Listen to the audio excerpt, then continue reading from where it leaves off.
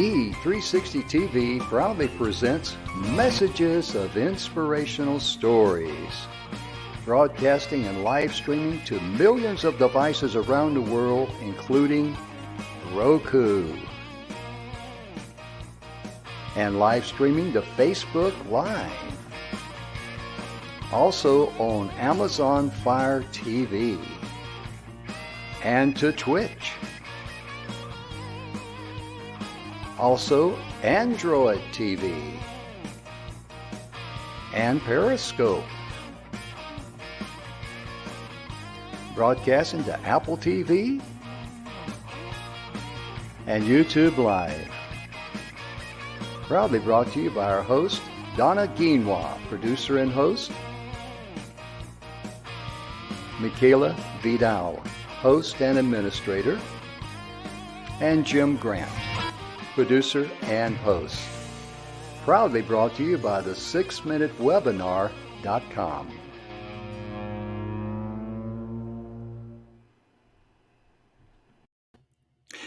Welcome to the show, ladies and gentlemen.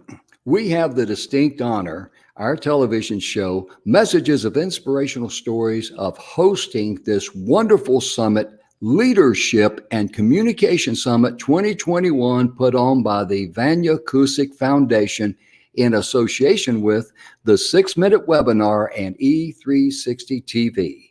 At this time, I just want to give a shout out to Mr. Aaron Hymas. He's the president of E360 TV. Aaron is there working in what I call master control. He laughs at me when I say that. He's in master control. He's broadcasting us out all over the world because the message we're going to be bringing today is going to be very, very powerful. We've had 2 great days of powerful speakers. The beauty in what we bring to the party today, like we did on Saturday as well as Friday, not only do we have great speakers that's going to deliver great information, but we're going to provide a tool called the 6-Minute Webinar to help you put everything together to change your life. One of the gentlemen who is the co-creator of the 6-Minute Webinar, he is also, ladies and gentlemen, he is the author of the 7 Levels of Truth. Let me get my fingers out of the way.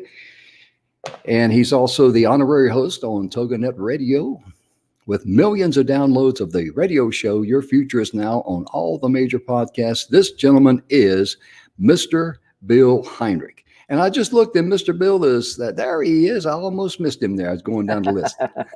How you doing, sir? I'm doing great, Jim. How are you today? What a pleasure to be here. Another great day. Day number 3. Yes, sir. It really is. And you and Don McGrath, oh my goodness gracious. Don is an author. He is the co-creator of the 6-Minute Webinar. He is also the gentleman that came up, the brain behind ScriptPal. ScriptPal is the best buddy you will have. It's an app that helps you fill out your special 6-minute webinar. And I call him Dandy Don. Ladies and gentlemen, let's welcome Dr. Don McGrath to the stage, please. I feel like I should have some kind of a top hat on or something when you say Dandy Don. I feel like I should have a top hat on. Thanks for that nice introduction, Jim. Thank you. I'm really excited about today. Day number 1 was about education, and yesterday it was about teams, and today is about entrepreneurship. And this is really what we serve in Speakers Pathway, Scale Pathway, and really why we created the 6-minute webinar. Yes, sir. You're absolutely correct. And Bill, I tell you right now, you and Don together have fine-tuned that 6-minute webinar to where even a guy like me, ladies and gentlemen, I just, all I got to do is answer 40 simple questions, push the button, send to my email box, and poof, there it is. It's that simple. So there, I got to salute both you gentlemen. And another young lady is going to be our MC today. I've got to bring in a good friend of mine, and Lawana Bradford. Whoops, I pushed the wrong button again. Lawana, how are you doing today? I'm doing well, Jim. Good morning, gentlemen. Good morning, Lawana. We are so honored to have you here, and my goodness gracious, you came in late last night and you had to get up early just to be here for us today. So young lady, thank you so much. And she says, I just don't do that for anybody, Jim, but for you, I'll make an exception. You're also are you the CEO of the Bradford Group? Is that correct? Yes, that's correct. Yeah. Mm. The Bradford Group specializes in mortgages. Is that right? Yes, commercial and investment mortgages. Okay, great, great. And she's going to be introducing all of our speakers today. And I've got to bring in the young lady that put it all together. She is the head of the Vanya Cusick Foundation. She is the reason why this summit even exists. And here is the young lady, Vanya. How are you today, young lady? I know you as Vanya Cusick. You got a different name down there today. No, it's my complete name, Vanya Kaushik Bhardwaj. Oh, okay. All right. And tell us a little bit about the organization that you founded. And later on, we're going to have a little video, time permitting, to show the work that the foundation does. Definitely. So, Vanya Kaushik Foundation working for water conservation and rainwater harvesting plantation in rural areas uh, where nothing has. They are actually underprivileged villages, and we are trying to help them with the basic necessity, which is water, as well as we are working on education and empowerment, and you got to know lot more about it in our video, which we are going to show up in during the session too. So yeah, this is I wanted to introduce. And yes, Vanya Kaushik Foundation working in association with Prayas Ken Sansthan, Rajasthan in India, trying to make it happen in a largest way we can. Absolutely. Thank you so much. And ladies and gentlemen, the way this whole thing came together, Vanya invited me to be on her original, or on a, maybe not original, but on a summit in India back in April. And the summit was entitled Water Conservation and Rainwater Harvesting. And I remember that I first told her, I don't think I'd be a good fit there because that's outside my area of expertise, because as a professional speaker and presenter, I know my first obligation is to her audience. And we corresponded back and forth a little bit. And then I said, I can put on a presentation to encourage neighbor helping neighbor. And she said, that's wonderful. So with all the people she's going to have there and all the people she has here and all around the world watching, even the king of Oman was there. And I'm thinking, how can I sound intelligent? And Luana, thank you for not laughing at me on that one there, because she knows me. But the thing of it was, I thought, wait a minute, we got the 6-minute webinar. I took the 6-minute webinar, ladies and gentlemen, and I used it as my building blocks to craft my presentation. And what was so beautiful about it is that it worked perfectly, because I was able to deliver a crystal clear message that was focused. And all I'm going to say is that my first line was this. I didn't say I'm Jim Grant, I'm this, I'm that, and I'm the other, because that has no value. But I simply looked at the camera and I says, hello, ladies and gentlemen.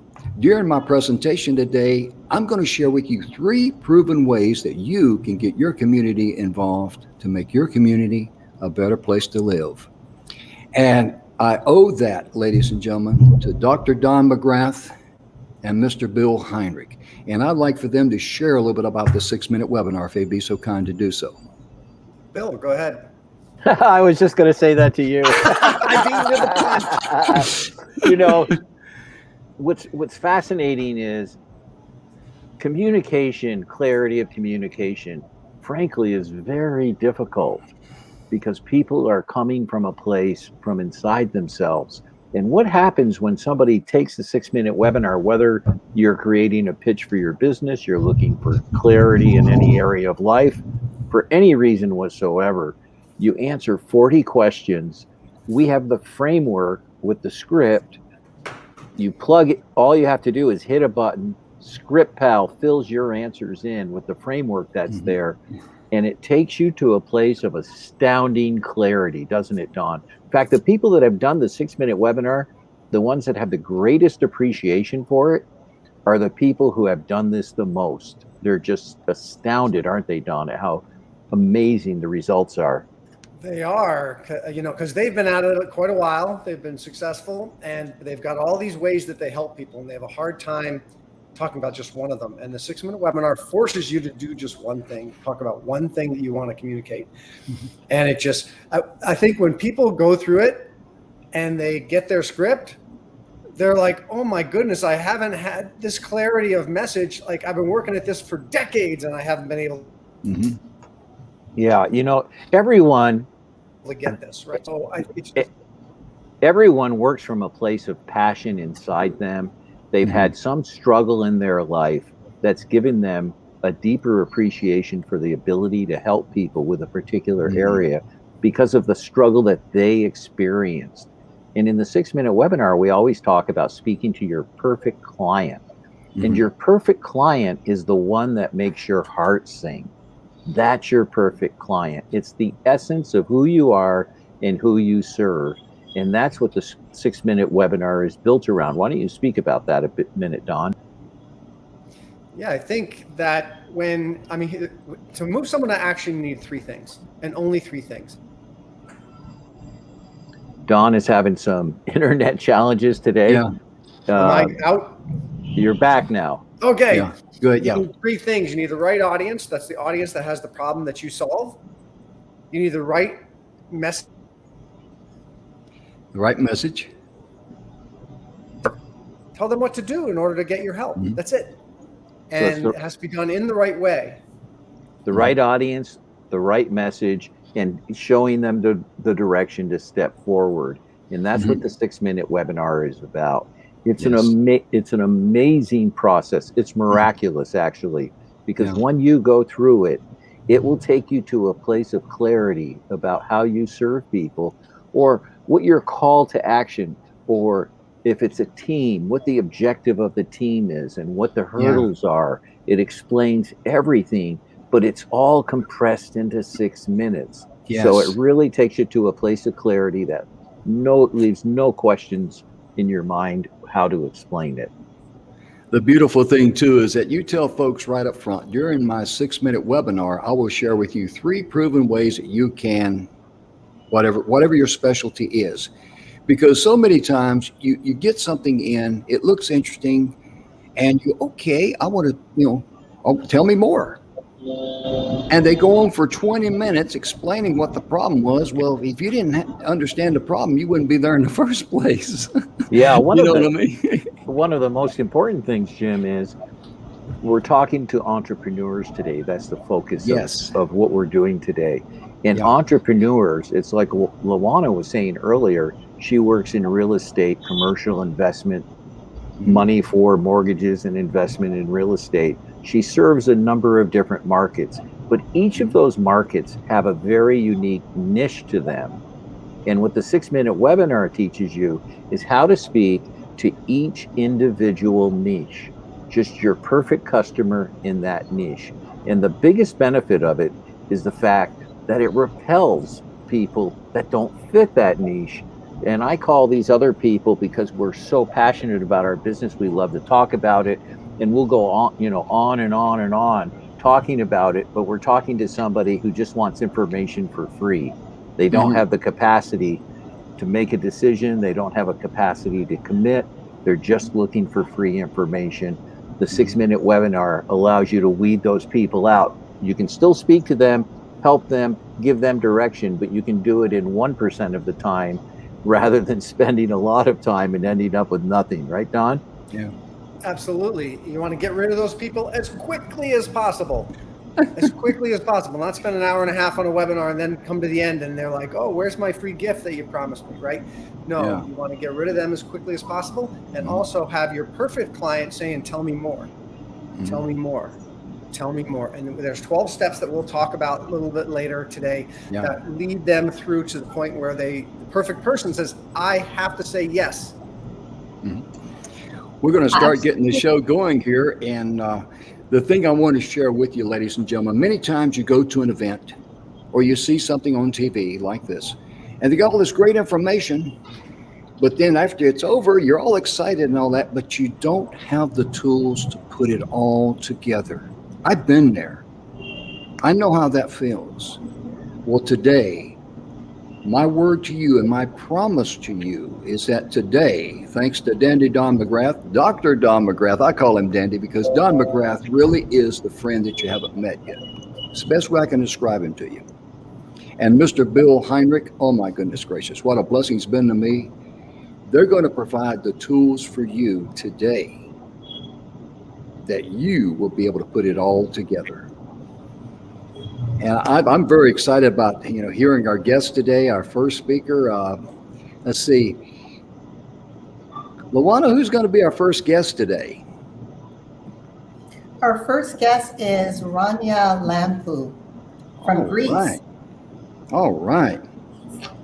And let me make room for her. And I'm going to push the button. I want you to welcome her to the stage, if you would, please.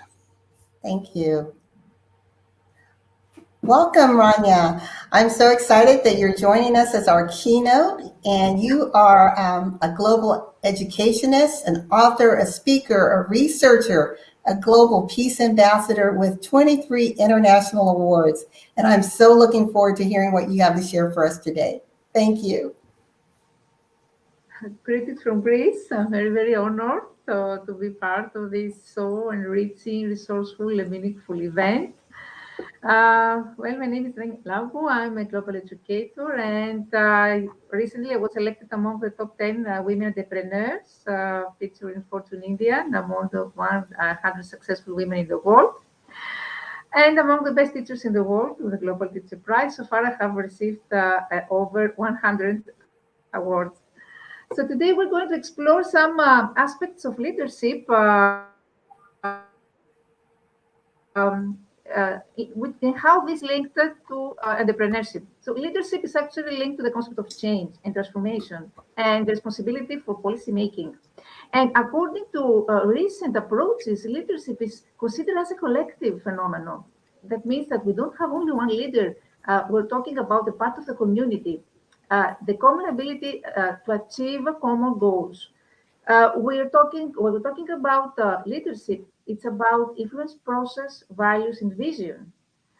So leadership is considered as a multi-level and multidimensional concept practiced by different people holding different positions at various levels. In school, for instance, directors, teachers, students, parents can be leaders.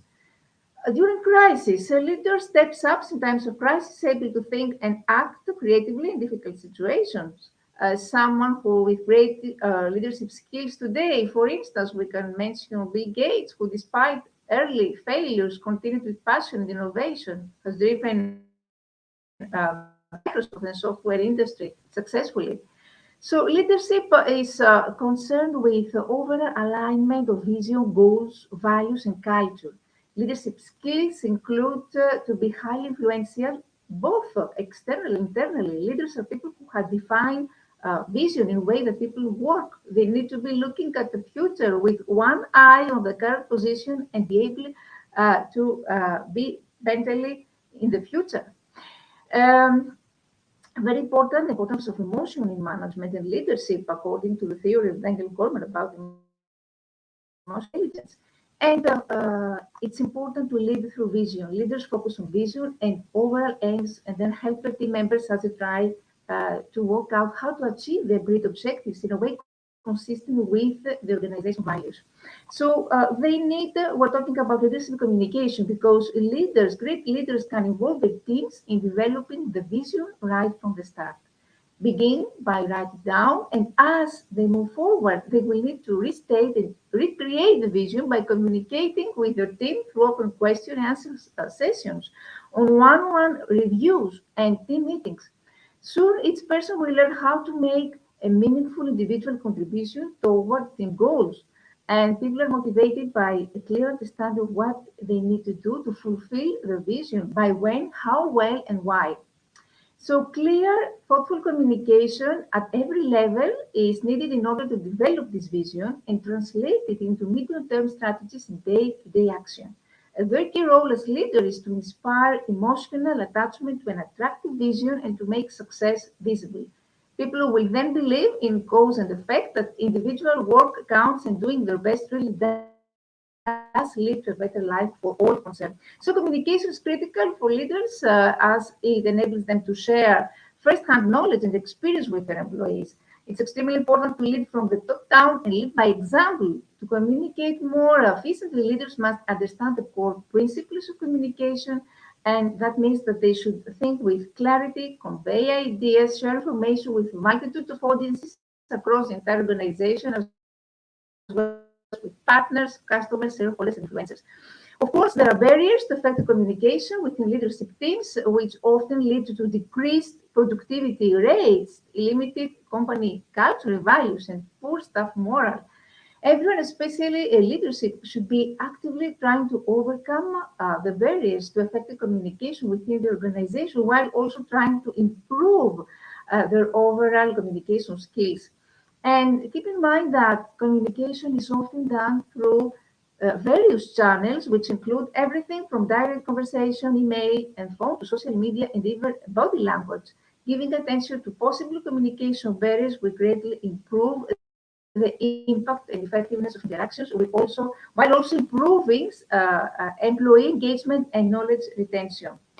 For leaders to be effective, communication also is not just a part of the job, it is the job. Thriving organizations will have open lines of communication from the top down. And there are some best practices in communication. Great leaders value transparency. Great leaders have confidence. They listen more than they talk and encourage dialogue. They have strong coaching skills. They communicate goals and responsibilities clearly. They know their audience and they utilize the storytelling approach. Very important. And they understand the importance of training, mentorship, and they challenge and know how to challenge their employees. Um, I want to mention here a new concept which is called sustainable leadership. And sustainable leadership matters because sustainable leadership goes beyond temporary gains in achievements goals to create lasting, meaningful improvement organizations. And sustainable leadership lasts. That means that sustainable leadership means planning and preparing for succession, not as an afterthought, but from the first day of a leader's appointment. Leadership succession is rarely successful. Charismatic leaders usually are followed by less dynamic successors who cannot maintain the momentum of improvement. So we can achieve this goal by grooming successors to continue important reforms, by keeping successful leaders longer when they are making great strides in promoting learning, by resisting the temptation to search for irrepressible charismatic heroes to be the saviors of the organizations. And sustainable leadership spreads means that one way for leaders to live a lasting leadership is to ensure that others share and help develop their vision. Leadership succession, therefore, means more than grooming the principal successor, it means distributing leadership throughout organizations so others can carry the torch after the principal has gone. So in a highly complex world, no leader, institution, nation can control everything without help. So there must be a shared responsibility. And very important, sustainable leadership is socially just. That means that it's not only about maintaining improvement in your own organization, but you need to care about how your own actions affect in the wider environment. We are also in the COVID and post-COVID era, and we can all have remarked the impact of COVID pandemic on entrepreneurial networks. The impact across the global economy is profound. Markets and supply chains have been disrupted. Businesses are required to close or scale back operations, and millions have already lost their jobs and livelihoods. So I think that International Labour Organization estimates that full or partial lockdown measures have now affected almost 3 billion workers, represented 80% of the world's workforce. Especially women were hit hard from the COVID pandemic. And we're talking, however, I believe that Albert Einstein said that the crisis is always a blessing to humanity because after a crisis, there is always a progress. And I believe that COVID pandemic is actually a great resetter for economy, societies, and education, opportunity to bring forward long-awaited reforms for development. So within this framework, talking about, of course, a rapid recovery and return to the former situation is not realistic. Disruption across entire sectors increase, new forms of work, remote consumption become commonplace. With all the technological and geographic implications, therefore, business models will have to be adapted in this reset. Governments have set new rules and norms, try to re-establish confidence, give economies a chance of revival, and have taken action to support local systems. So we're talking about a new wave of innovation, new innovation challenges, especially in the entrepreneurial field, but also in education.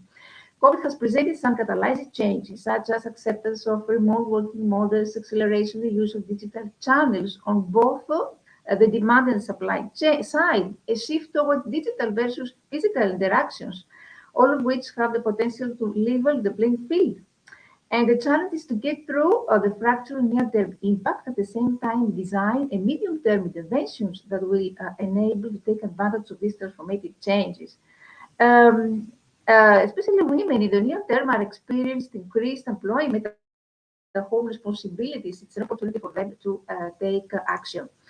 So we're talking about a new dominant paradigm, and according to World Economic Forum, it is almost certain that the way entrepreneurial businesses are affected today will have an impact on how entrepreneurship is job choice in the future. And the changes we observe today may be a double-edged sword. Some might state that the crisis could negatively impact entrepreneurship, while others might suggest that the shifts we observe today could alter perceptions of entrepreneurship for the better.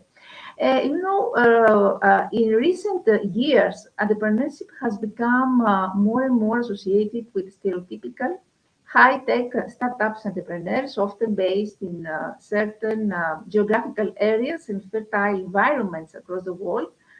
And although the success of these young companies are essential for the advancement of our societies, many argue that this kind of entrepreneurship has become a chance only for the few, for those who have access to the right type of networks.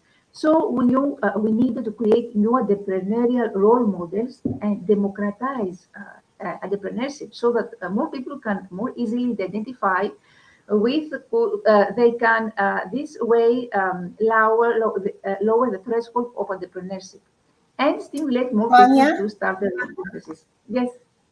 Rania, thank you so much. I love everything that you've been sharing, and look how quickly time has gone by. But I think you have left our listening audience with some amazing tips when you were talking about sustainable and innovative leadership. And I love what you said about communication is not just part of the job, it is the job. And in order for us to have that lasting impact with our employees, with our stakeholders, it's about having that clear vision, being able to communicate it in a way that motivates individuals to action. And I love what you said, that we have to always look to combat the barriers in the different modalities that we communicate, whether it's written, whether it's verbal, or even just in body language. So I want to thank you so very much. And I'm going to now introduce our next event. So Rania, thank you so very much. Ladies and gentlemen, we are now ready for our 6-minute webinar panel discussion with Dr. Don McGrath and Bill Heinrich. They are the creators of the 6-minute webinar. How are you doing, gentlemen? Apparently, I'm not the only one with internet connection issues. It seems to be plaguing us today. Can you hear me? Yeah, that happens. We'll just work through it. It'll be fine. Yep. It'll be fine. Can you all hear me? Can now, yes. Okay, great. Well, I would like to introduce you all. Don is a renowned rock climber, best-selling author, the creator of ScriptPal. He is a speaker, a coach, trainer, and mentor. And Bill is the honorary radio show host of Your Future Is Now on TajiNet Radio with over 6 million podcast downloads. He is the author of 7 Levels of Truth, and he and Don put on 6-minute webinar workshops. Bill is a master and coaches people in how to live a life freeing yourself from the physical negative things to a life of love and balance. Gentlemen, take it away. Thank you very much, Luana. You know that Dawn and I created the 6-minute webinar, and one of the things that Rania was talking about just a moment ago, Dawn, is about how adversity creates the opportunities. And that's how the 6-minute webinar came about. We were putting on a live event, and we didn't have as many people at the event as we had hoped for back in Phoenix a few years ago. And Dawn is the one that we figured out how many people were there, and we came up with a format for 6-minute talks. And as we worked with those, right, Dawn, the impact kept growing and growing, and the people in the audience really understood it. Why don't you speak about that for a minute, Dawn? And if you have any internet issues, I'll just jump back in. Like many things, it was born of true serendipity. It was born of true serendipity. We had the opportunity to give people a chance to put together. Yeah, we gave people the chance to put together their talks, Dawn. The whole thing yeah, and we changed the whole format of the training to be for 6-minute talks.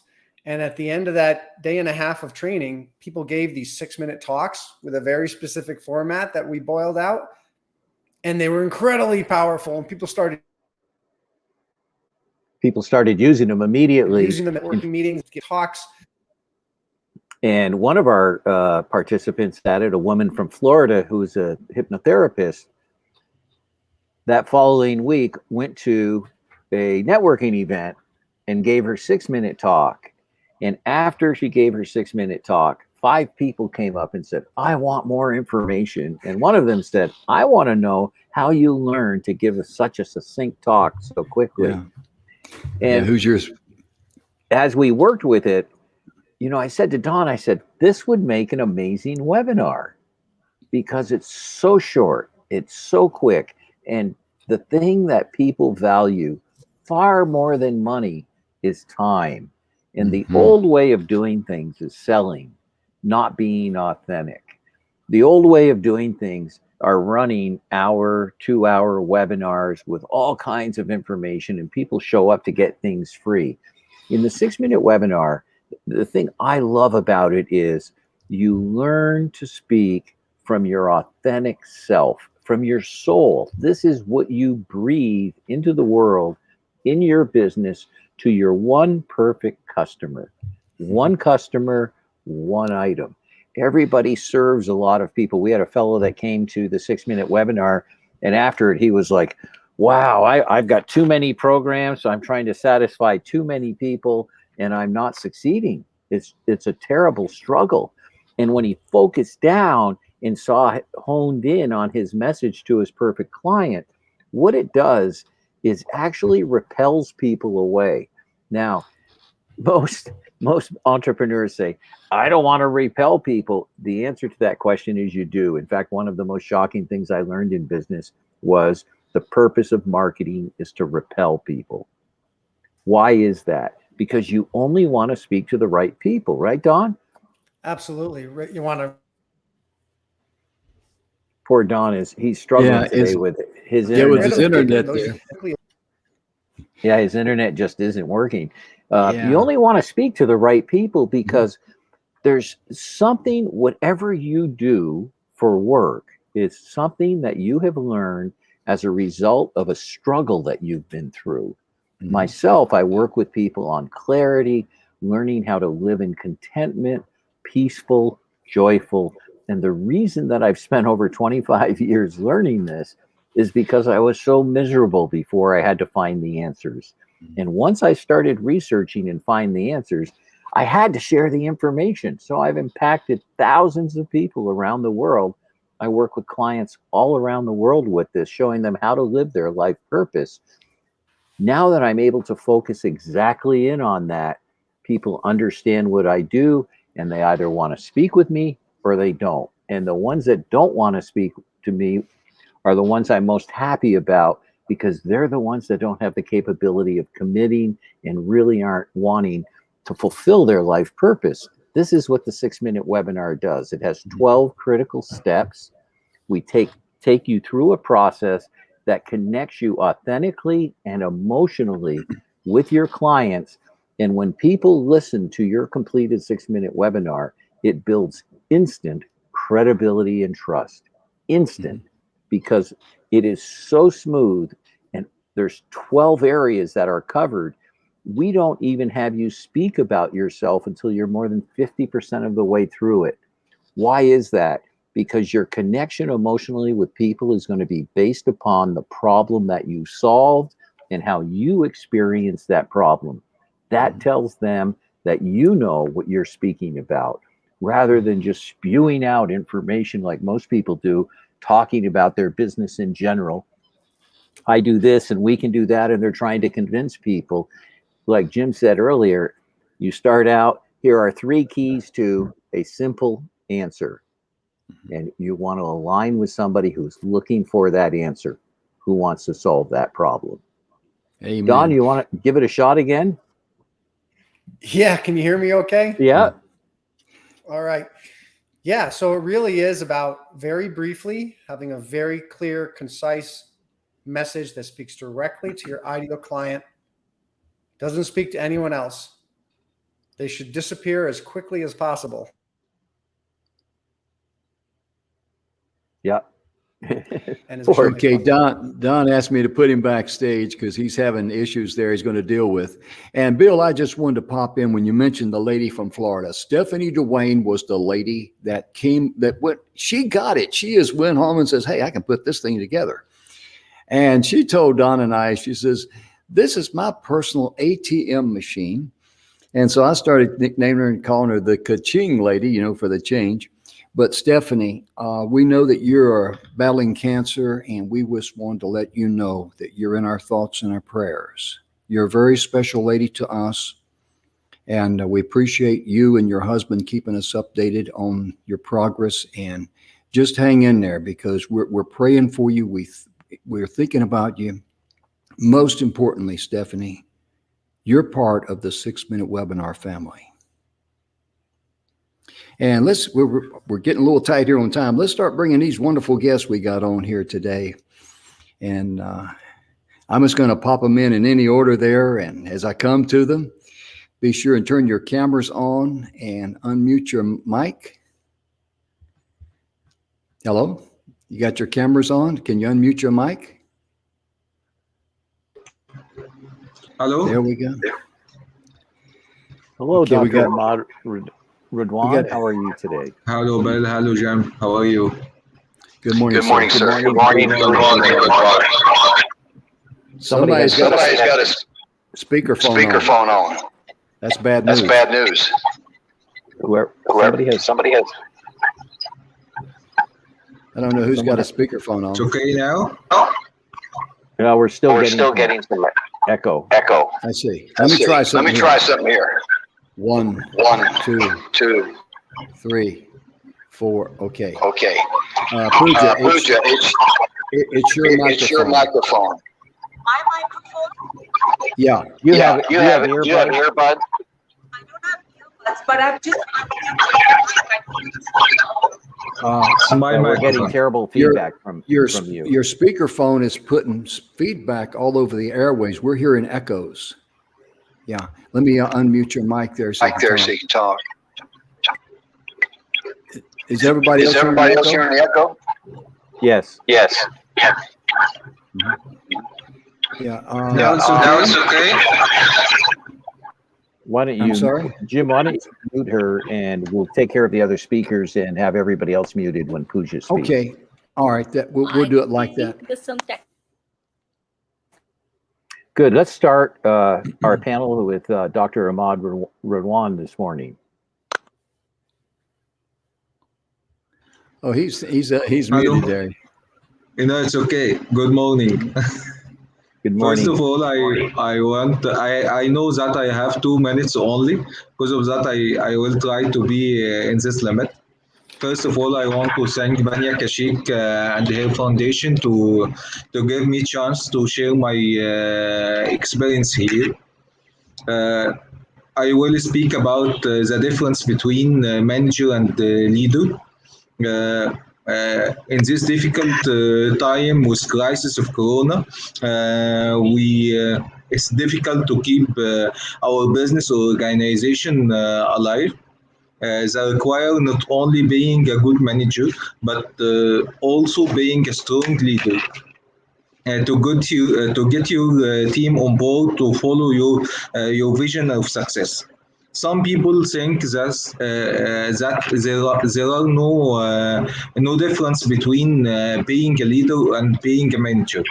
We will also say all managers are leader. It's not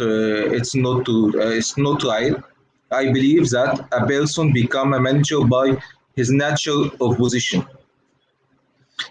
and it doesn't mean he has a personal qualities that qualify him to be a leader. In this case, his business and the organization will not survive, and if it survive, it will not achieve the required success. In other words, the manager performs all five functions of management: planning, organizing, staffing, directing, and controlling. While a leader is someone who inspires positive making a change by empowering people to work towards common objectives. A leader most powerful tool is communication. Effective communication is vital to gain a trust, align effort in pursuit of goal, and inspire positive change. Communication isn't just you say; it's how you listen, how to say, and also it's must how to also listen. Effective leaders know when they need to talk and when they need to listen. Showing care, asking for employees' opinion, ideas, and feedback. At the end, I want to just clarify that from my experience, manager is a position and leader is attitude. Thanks for your time, and I try to be short as I can. Well, thank you very much. You were excellent. I really liked when you spoke about inspired change and bringing everybody together. Mm-hmm. Could you say a little bit more about that? Two or three points that are important to that. Again, sorry, I didn't hear. Sorry again. Yes, Dr. Ahmad. I really like Dr. the part. Okay. I like the part about the inspired change. When you spoke, leaders inspire change. What are three keys that you can think of that are important to that? He must be go through their life. He must be as a leader to make they follow what he want to planning for. Because of that, he must broke everything has give have and gives him power to achieve what he wants. Mm-hmm. This is a which leader must have and do. Communication, it's very important. If he have a good communication with his team, and he was communication with their life also, not only with individual, with their life, with has a friendship with them, he will follow him and he will achieve what he wants. Thank you very much. So it's all about connecting with them. It really is. And I just want to say very quickly, leadership is it's not telling people to follow me. It's getting people to believe in the same things that you believe in, the principles, and they're eager to follow you. And let's see. Let me see here. Who have we not? Let me unmute her. Varshara, are you ready? Are you ready, young lady? Make sure you unmute yourself there. Can you hear me? Yes. Yes, ma'am. Mm-hmm. Okay. So, a big namaste to everybody, and I'm so exhilarated to be a part of this discussion. Leadership and communication are two key factors we all should celebrate in our lives. A little bit about myself: I am a radio professional, and since the last 1 decade, I have been working with community radio.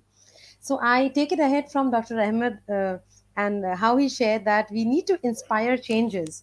And Jim, I completely agree with you that unless we can inspire, the leaders do not need to lead, but they need to create an ambience and a world where the team members need to believe them. And I've understood in my arena of leadership has been a little different, where I had understood how community leadership is. When you work for a cause, when you are inspiring communities to bring changes, and you want leaders from them to be erected. So there's a different mission and vision working on this. And while you work on this kind of leadership, here you become a part of the entire group. For community leadership, I've experienced that the leader also becomes a part of the entire team. He works like a team member. He understands and empathizes with the team members, and he or she, whomsoever is the leader, can only live for the purpose of the mission. So, in community leadership, all what we work for is the purpose, and the purpose is again inspiration and changes.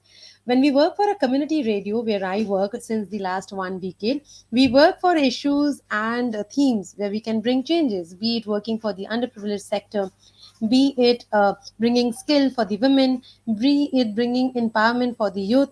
All of these kind of themes where we need to channelize the community power and bring more power to them for a positive tomorrow and a change in societal entire pro forma. We need to have, what we call as the community force. Here your team is the community. Here your assets are inspiration and creating that belief factor. Here your awards and the rewards are the changes you bring. So here the leadership becomes, like taking up any role at any point of time and understanding the show must go on. And the show is to bring those changes for which you really started. So, I think I heard it somewhere that you do not need to be great to start something. In fact, you first need to start to become great one day. So I think this is what I always follow, and I'm really so happy I could hear Bill, I could hear you, I just heard Dr. Ahmed, and I'm looking forward to hear Pooja ji as well. And leadership is again, getting inspired by each other. So that's all. I think my journey has just started, and I look forward for a bigger and fruitful journey ahead. Thank you so much for this opportunity. Thank you very much, Barsha. Barsha, I have a question for you. You Yes. spoke about leaders being part of the team, working together as one, creating an ambiance, I think was the word that you used, and keeping their eye on the vision. What are some mistakes that leaders make that Yes. destroy that? I must thank you for this question because, at times, the word leadership gives you the understanding to exercise powers. A leader would not exercise power, but, should distribute that power to the entire team. When the leader starts understanding that he's the most powerful one, or he or she has the power to, maybe change the team members or change the vision and the mission, that's where we go wrong and we destroy the entire purpose and the mission. I think this where we start enjoying power and not the power of being together. This is one mistake we do, and this is very common. I have myself experienced it a lot many times, but I then come back to from where I started, the purpose. So that helps me. Wow, I love the way you explain that, to exercise and distribute the power. Make the other people, allow the other people to be leaders in their own right. Yeah. Thank you very much, Barsha. And one little thing I'd like to say is that leaders also, they admit it when they make a mistake. They own it. And that, it takes courage to be honest, but most importantly, that's what builds respect for the leader. And it's critical. And Barsha, I tell you right now, I really enjoyed your presentation. Thank you so much for being with us today. Thank you. And let's see here. I'm going to try Pooja again and see how her little microphone is working there. And let's see here. We still got an echo. Can Should I switch it off? Can you cut your volume down? Mm-hmm. Testing 1 2. No, we still got a. The echo's louder in my voice. Just 1 second. Give me a second. Okay. Okay. We'll work Maybe with her on that. you mute yourself while she speaks, it'll help, Jim. But there is. Yeah, but anytime that I speak and her mic's open, it's going to echo. Let's see. Let's try it again here. Testing 1 2. Testing 1 2. It's still bad. The echo's just too loud.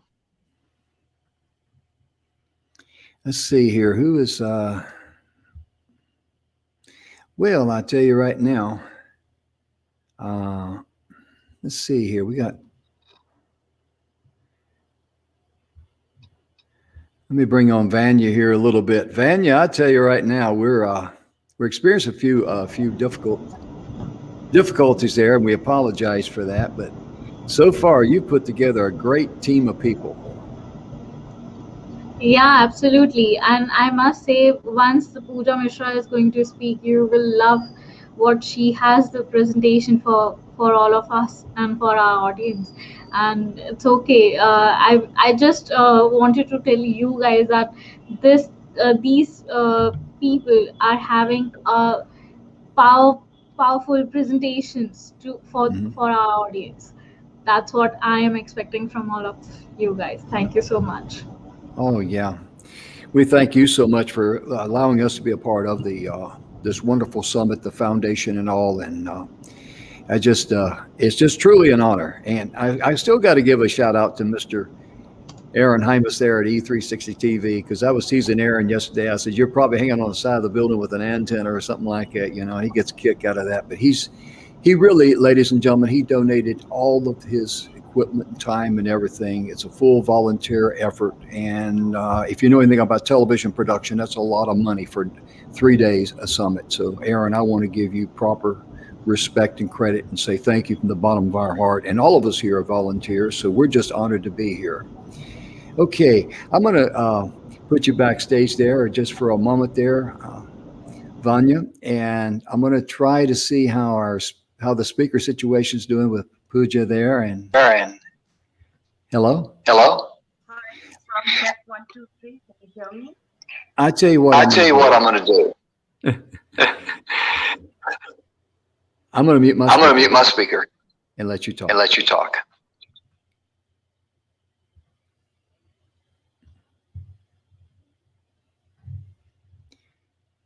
Production company from 2012 called Pooja Mishra Production.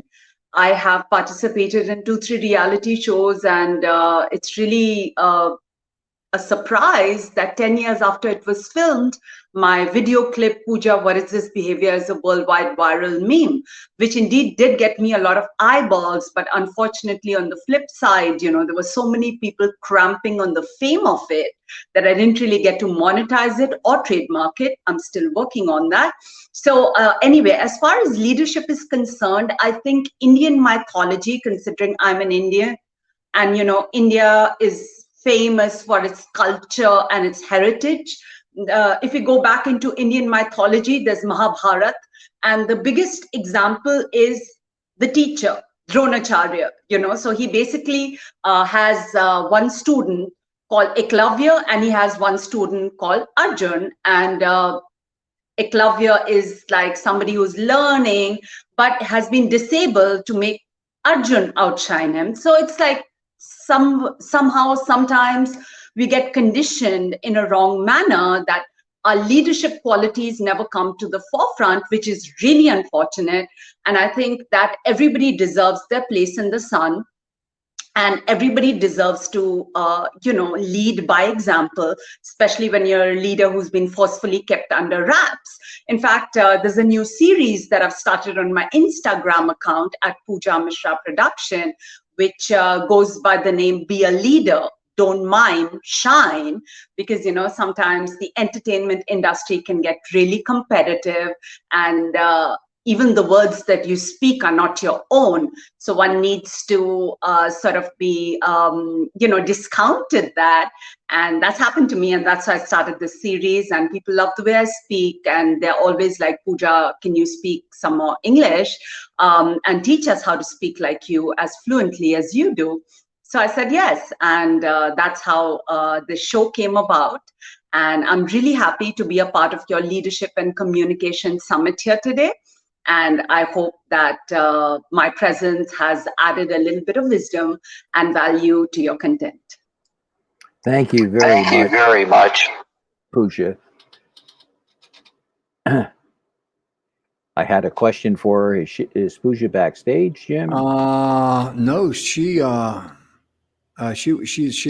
So She left. Yeah.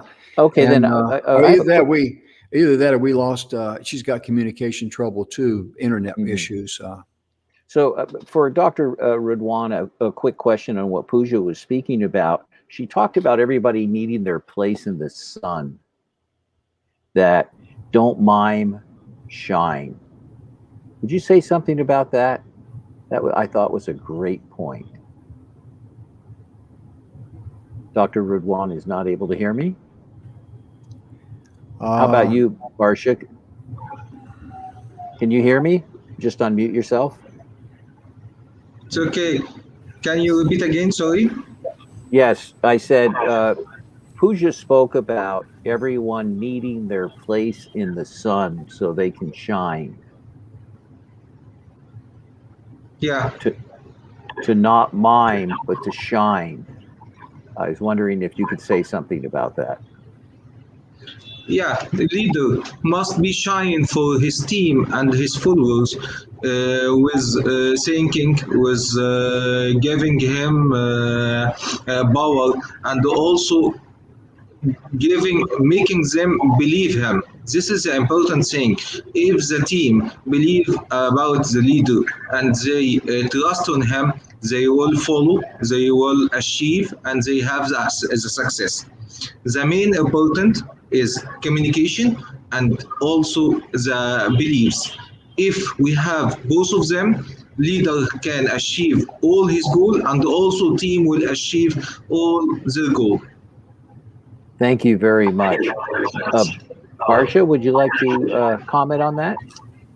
Yes, sure. I mean, when we say do not mime and just shine, I get my mind into something which makes me remember that the world will always shine with the originals. Today we are in a world where we can copy, cut and paste.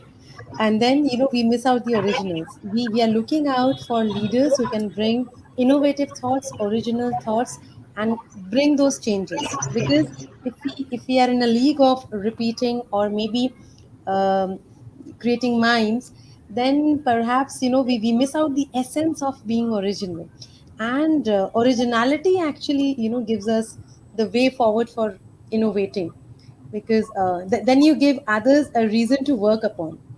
When you are yourself working on something which already exists, then perhaps we are not adding anything much more to the galaxy. We need to empower the galaxy of leaders, and for this we need to stick to the originals. So this is what which comes to my mind, that the original will always shine however old it is, but just be original and think about what is that one special thing which is special in you. So that is what. Yes, I love what you said. We all have a special purpose and we all have something special to contribute. And when we're in an environment where we're not allowed to do that, we end up becoming resentful and victims rather than being part of a cohesive team. And it does come down to the leadership and communication without a doubt. Dr. Don, you've got your sound now. Are you good to go? I see you're down in your basement now. Yeah, I guess adversity makes growth, right? We talked about that earlier. Can you hear me okay? Yeah. Yeah, so adversity creates growth. And so I'm growing in my basement. So you're seeing the, not such a great backdrop, but I'm glad to join again. So when you were talking about shining, what occurred to me is everyone shines in a different way.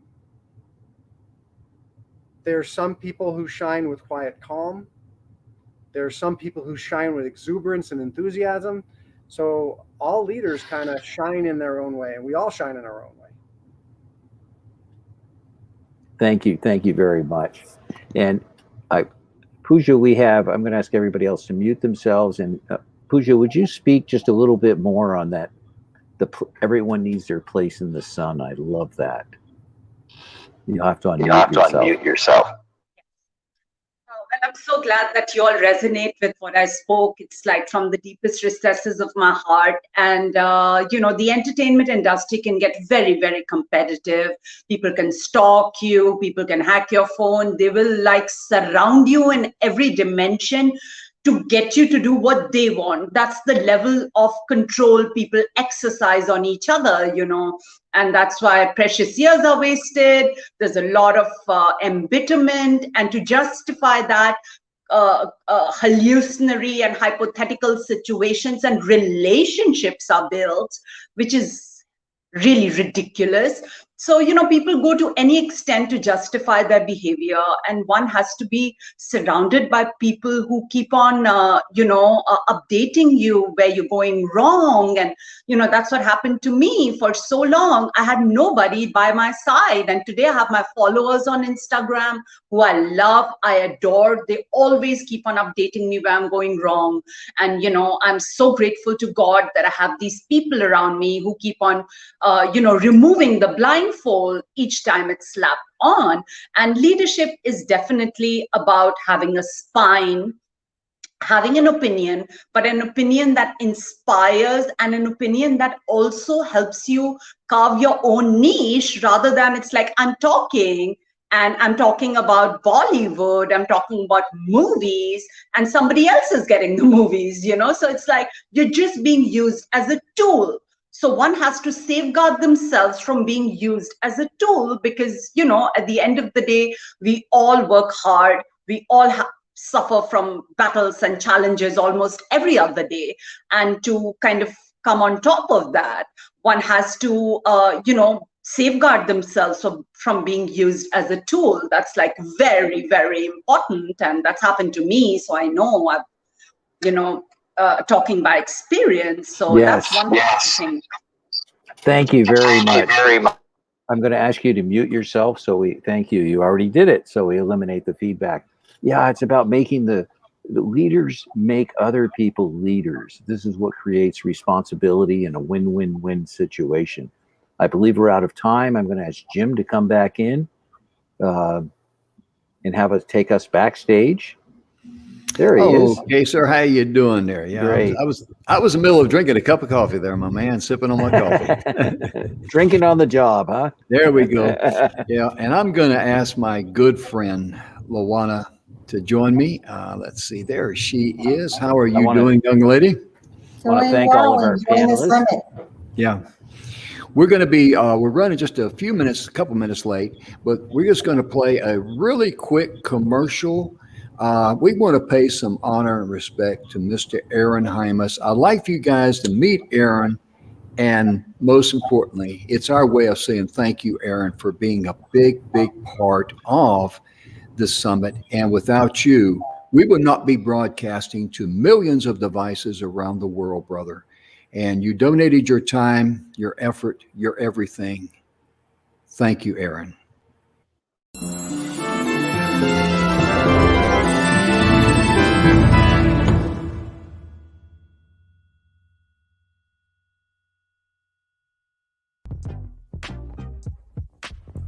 Hey, this is Aaron from E360 TV. I just want to encourage all of you to join in the Leadership and Communication Summit 2021. Vanya and her team have been working hard, and it seems it's going to be an amazing event. We're very, very proud to sponsor this year's Leadership and Communication Summit, and it will be playing live across all of our platforms on E360 TV. So join the summit, download the E360 TV app, and enjoy the awesome show.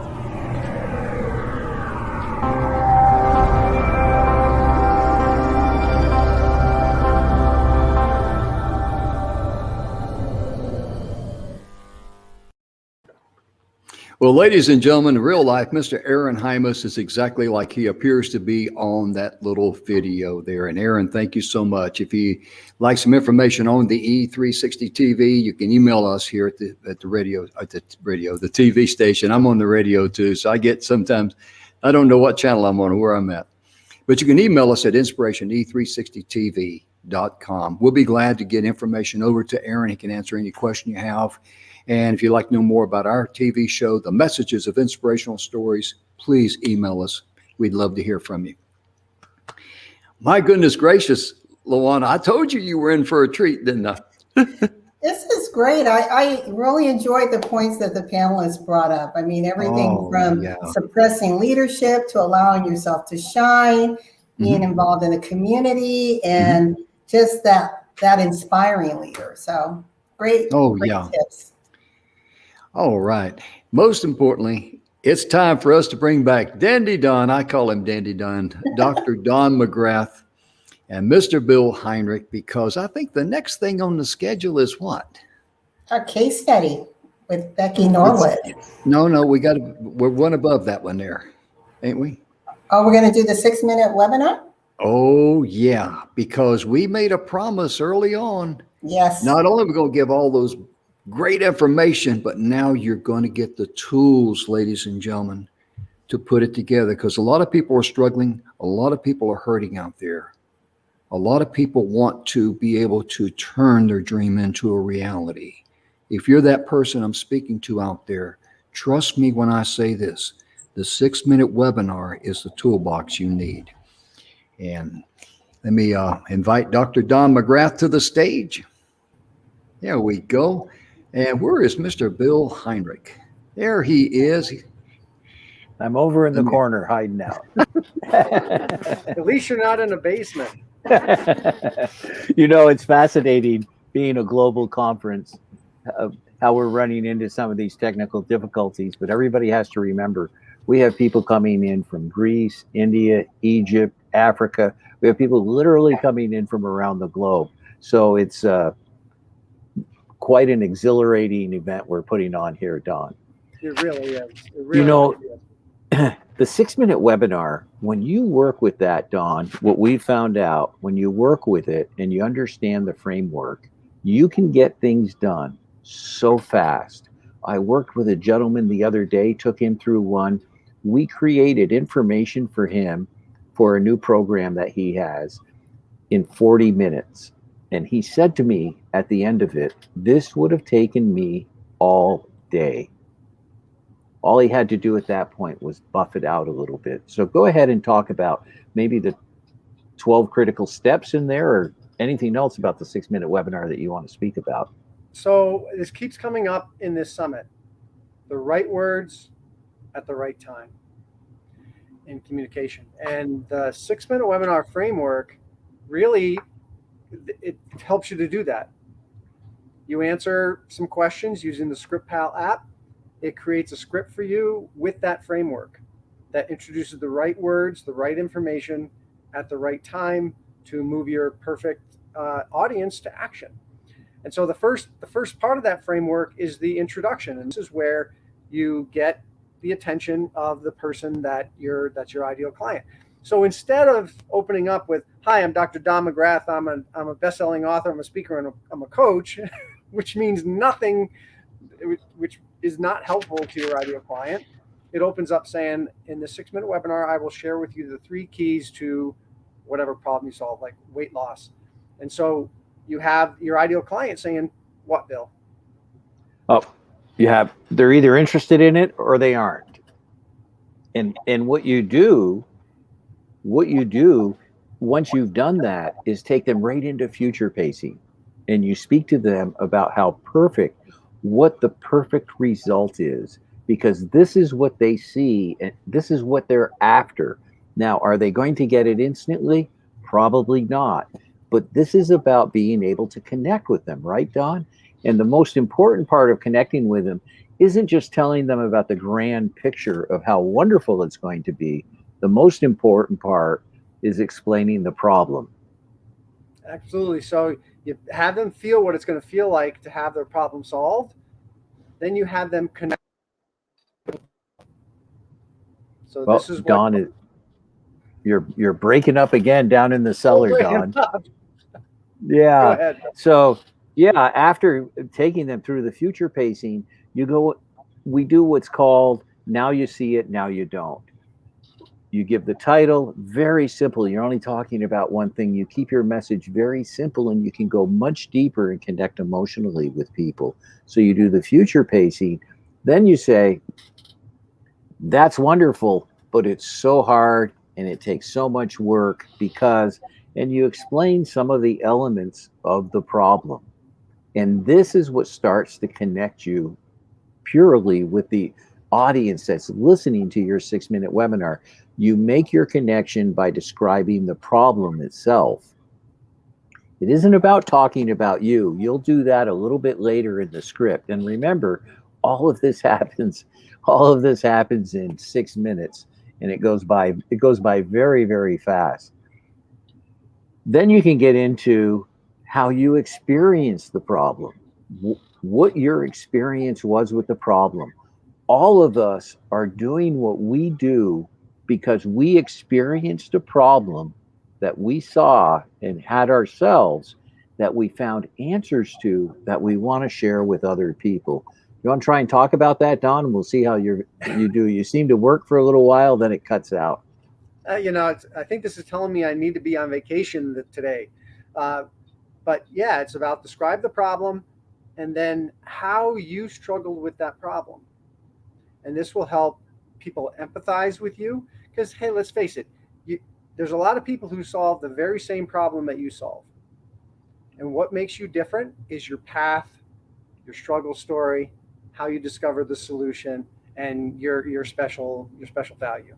There's so many people, Don, get caught up in all the different ways they can solve the problem, convincing the people, talking to people with their language about the grand plan in their business. And I have this program and we can do this and we can do that. The people you're speaking to don't care about that. What they want to know is that you understand them. You must speak to them in their language. After you've done this and explained how you experienced a problem, you can then talk about how you found the solution, what you started to do to find this solution.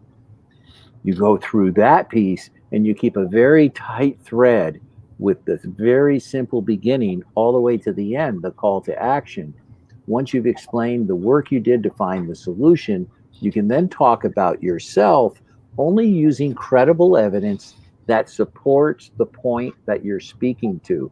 So we make you hone this down in a way that brings new language to light for you, that makes all the difference in the world when your perfect client hears this. Remember, you're speaking about one thing to your perfect client. It's difficult for people to do, isn't it, Don? Because they're so used to spewing.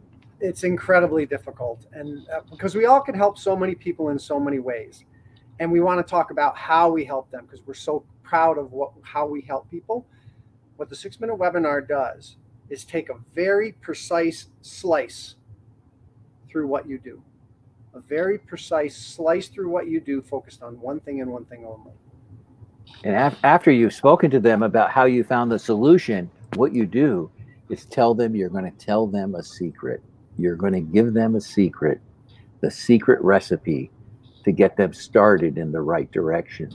And then you make a promise to them, what you're promising to deliver to them in this 6-minute webinar, which then leads you right into giving the 3 keys, because remember in the title, it's a 6-minute webinar about the 3 keys or the 3 steps to lose weight, to have a happy marriage, whatever it may be that you're teaching, that one thing, and you give them the 3 keys.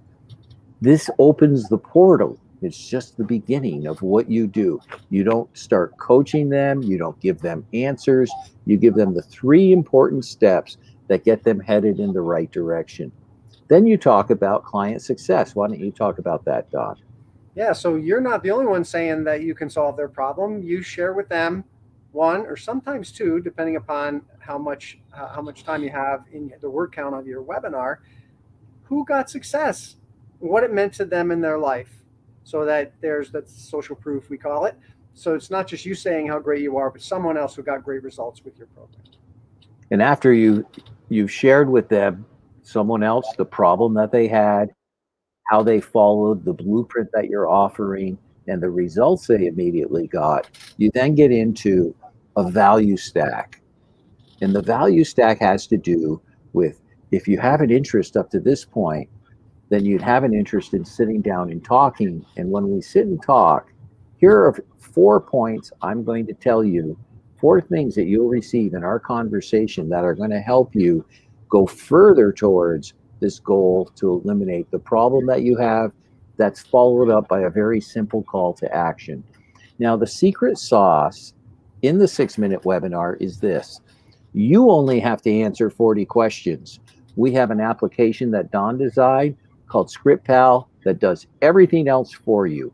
You fill out the 40 questions, you hit submit, and in less than a minute, you get a completed 6-minute webinar script. We like to say it's like putting a cake together. The cake comes out of the oven when you get the script, and then you get to decorate it because all of the answers that you gave are bolded in the script, and the framework, which you don't ever change because the framework is what creates the emotional connection, the authenticity, and the credibility and trust that you instantly develop with clients. You make your words stronger, you make them more meaningful. You know, the other day, we're teaching a class for a group out in Las Vegas next month, and he wanted some copy for the class. He was like, what's the class going to be about?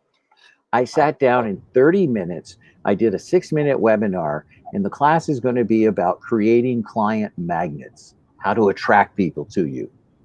And in 30 minutes, I sent him 2 pages of copy that he could use to let his people know about with all the information. The week before that, I wrote a chapter in a book, Don, using the 6-minute webinar in 45 minutes. Just spot on. The 6-minute webinar comes out at about 800 words. My chapter in this collaboration needed to be 1,600 words.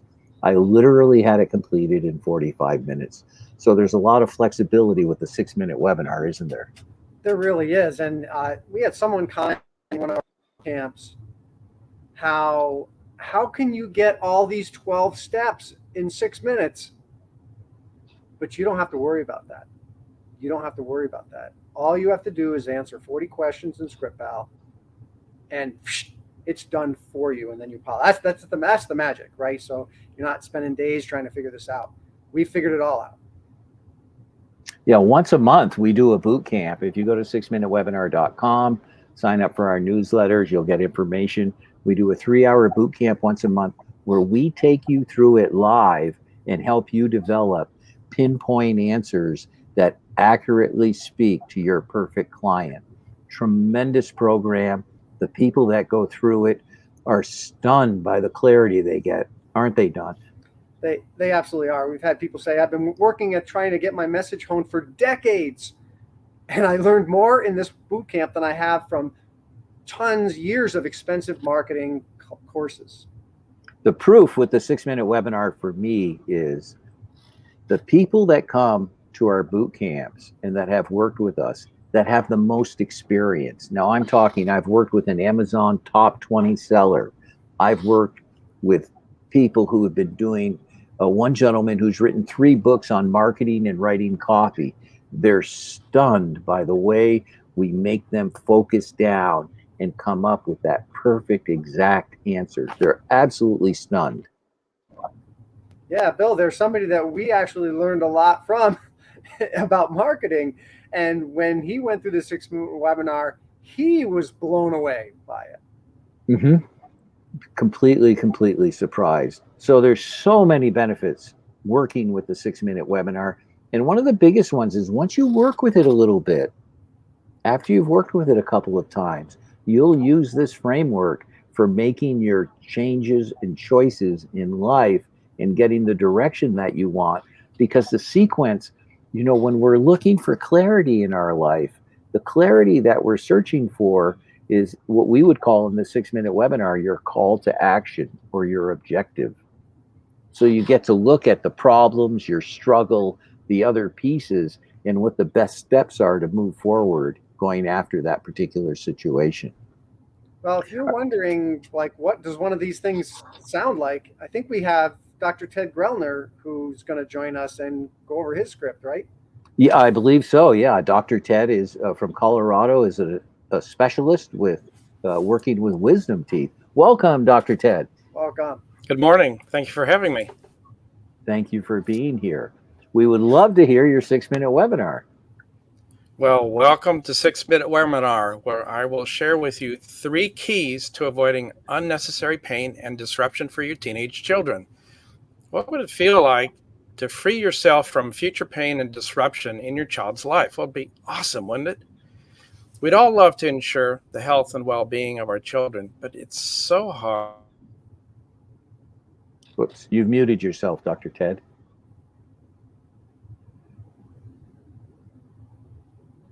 Okay. There you go. All right. I was Start trying to with find the arrow for going. Okay, that's what I was trying to find. All right. So we're trying to ensure the health and well-being of our children, but it's so hard and it requires so much work. You assume your child's dentist will provide the best advice for their wisdom teeth. It's difficult to get accurate information about how to handle a teen's wisdom teeth properly. And you wait until problems and issues with wisdom teeth happen, then you react too late. Does this sound familiar? Well, I remember when I was a 20-year-old college student trying to get through my very intense college workload. I couldn't concentrate because of the throbbing pain at the back of my mouth. I was very uncomfortable and disappointed that I was distracted by the pain, and I ended up having to go to an oral surgeon at the worst possible time. I felt very stressed, frustrated, and powerless. Has something ever happened to you like this? Would you like me to share with you a secret that I unexpectedly stumbled upon that will help you choose the only time to deal with your teen's wisdom teeth to avoid unnecessary suffering? Well, my promise to you is that by the end of this 6-minute webinar, you will know 3 keys to creating a wisdom tooth experience with the least pain, fastest recovery, and the least need for narcotics. Does that sound good? I'm Dr. Ted Grellner, creator and founder of Theodore J. Grellner DDSPA, my business. For over 32 years, I've been showing parents of mid to late teens how to forever free themselves from the worry of unexpected wisdom tooth problems, so they'll know their teens will continue their education and their lives without the painful interruption from wisdom teeth. Like I said, I stumbled upon a solution that changed everything quite unexpectedly. Because I saw others struggle like I did, I decided to go to an oral surgeon to get answers and treatment. I went into action. I took antibiotics to clear the infection, then had the wisdom tooth removed before the infection could return. But what I discovered is I hadn't gotten the right advice at the right time, and I waited too long, causing much too much unnecessary pain and suffering. Then with my newfound knowledge, I became an oral surgeon myself, and I discovered there's a specific and ideal time to have wisdom teeth removed. And I'm so happy because I can now help teens avoid the suffering I experienced. The results have just been amazing. I was so excited that I sat down and I defined the process to help other people avoid the unnecessary pain and disruption for their child. So here are the 3 keys to taking proactive action at the right time to avoid pain and disruption in your child's life and avoid possible permanent damage. Number 1, get diagnostic x-rays. 2, meet with me to jointly decide the right timing for your teen. And 3, schedule surgery at that right time. When these 3 keys are implemented in the proper way, the results are astounding. The parents of Michael B. enrolled in my program and followed my advice. They told me that recovery was quicker than expected. Michael had very little pain, and he was able to keep his normal schedule of studies and life. So I decided to offer a Beat the Pain strategy call to show many more people how to make the best choice regarding wisdom teeth for their teen. Are you ready to choose the only time to deal with your teen's wisdom teeth to avoid unnecessary suffering?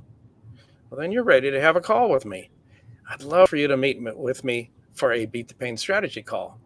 When you register for my Beat the Pain strategy call, you will finally understand the importance of timing when it comes to wisdom teeth. You will have tools to help you make the best decision around your teen's teeth, and you will feel empowered to take action at the best time. Participants have told me that this call has forever changed how they look at wisdom teeth, and it's priceless. Click the link below. Book your time with me. Learn how to make the best choice regarding wisdom teeth for your teen. Act now. I can't wait to help you experience the possibilities. Click the button below and secure your spot now. Excellent Awesome. job. I have a quick question for you, Dr. Ted. Certainly. How do you feel with the clarity in your 6-minute webinar? How does that make you feel? Tell you, I've been struggling with trying to get a message across to parents, because what makes this difficult is you're trying to get them to act proactively well before problems are starting, because that's the golden time to get wisdom teeth out. Get them out before they have finished growing. Get them out while the teen's jaw is still immature and softer. The surgery's easier. They recover much better. But I can't explain any of that in 6 minutes. All I can do is catch their attention so that they understand that there is a reason to pay attention in their teens, and then go from there. And so this gives me a chance to really make that message much more basic and focus toward the prospects that I would like to be able to get more information to. Wow, amazing. You know, yesterday we had Nancy on talking about real estate, her real estate database and how to run that. Fadila the day before about his program for education, and everyone feels the same. It's such a relief to have this specific information and know that you're just, this may not be the right term with a dentist, but hitting the nail on the head. Getting to the root of the matter. Getting to the root of the matter. Yeah, wonderful. You know, because that's a tremendous, really, really an excellent presentation. Don, do you have anything? I want to comment that, Ted, when you and I were kind of going through that, and this happens to everybody, we want to go into the how you help, whether through anesthesia, your special sauce. But I think you've discovered early on, people don't care. They don't need to know that. All they need to know is that you've got what it takes to solve their problem and bring them to the pinnacle. It's really hard.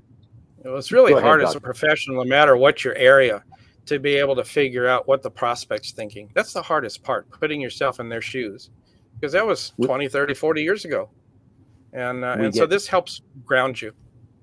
We get so deep into the solutions that we have a tendency to want to talk about the solution, the things we've learned, rather than just connecting with the people about making sure their children aren't disrupted with very serious pain and the serious consequences of the reactionary procedures once the wisdom teeth have started to give them trouble, right? Well, that's what keeps them up at night. You know, those are the things you're looking for. What worries them, and how can you help eliminate that pain for them? Pain literally and figuratively. And right words at the right time. As Ted and I were kind of working through this, there are a couple of words that were very important to him. Narcotics, which are a big concern for some parents, and permanent damage. And you'll notice those were sprinkled in really they were sprinkled in by Script Pal with Ted's input. Very succinct, very, very clear presentation. You did an excellent job, Dr. Ted. Awesome. So if you have any, if you want any more information regarding wisdom teeth in your children, you can go to www.tampawisdomteeth.com. Talk to Dr. Ted Grellner. He's your guy. Thank you very, very much. Thank you all. All right. I think how are we doing time-wise, Jim? Are we going on with the 6-minute webinar now? Well, if Jim's not here, I can certainly talk more. I can talk more about the 6-minute webinar very, very easily. You know, it's so satisfying to have the opportunity to work with people like Dr. Grellner and help them with a solution that they've struggled with for years, where they can come up with a script that's simple, that really connects with their perfect client. You can notice how he clearly identified when you want to speak to him, what problems it'll help you avoid. It's a quick education. And the fascinating part is once you've done a 6-minute webinar and you go through our training, we actually we show you how to record it, how to do PowerPoint slides. And when you do PowerPoint slides, you don't put any words on them.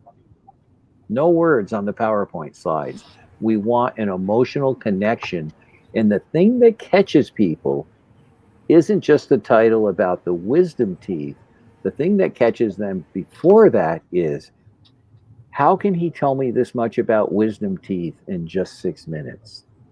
And I've got 6 minutes. I don't have an hour and a half because people value time over money. Lana?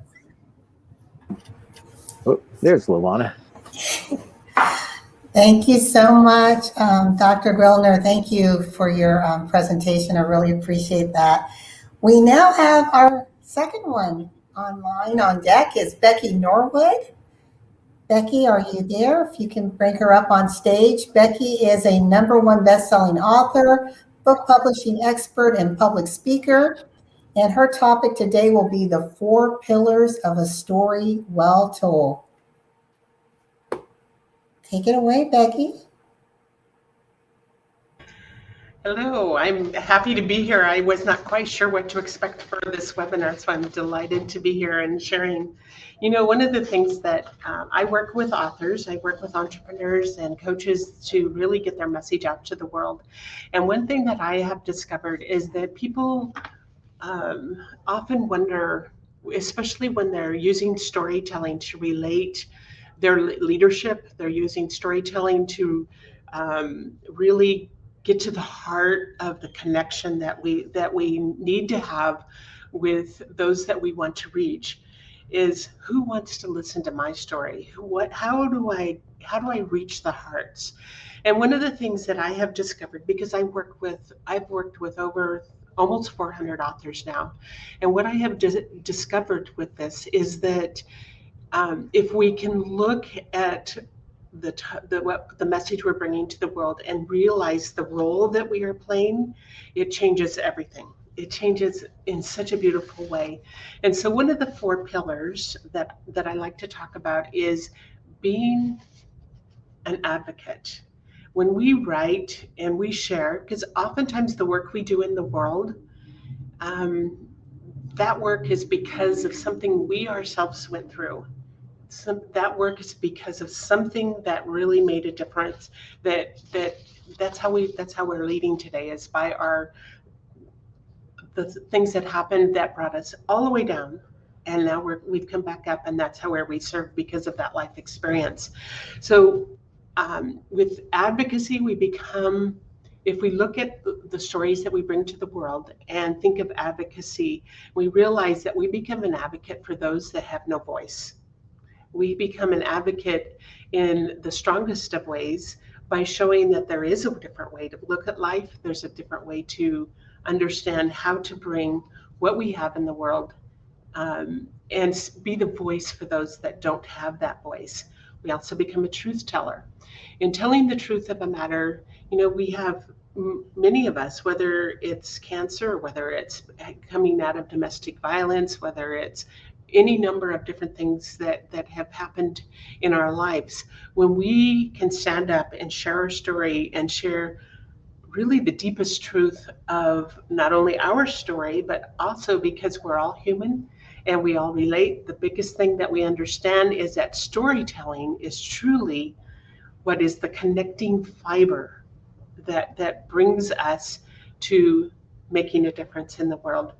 And when, you know, telling the truth of our own situation can be very intimidating, and yet when we're authentic and we're vulnerable, it makes all the difference in the world. And it's such a valuable piece of how we show up and how we present ourselves to the world. And, you know, using the 6-minute webinar is one of those instances where you're able to apply these 4 pillars into something that is truly powerful. The 3rd pillar is you becoming a unifier.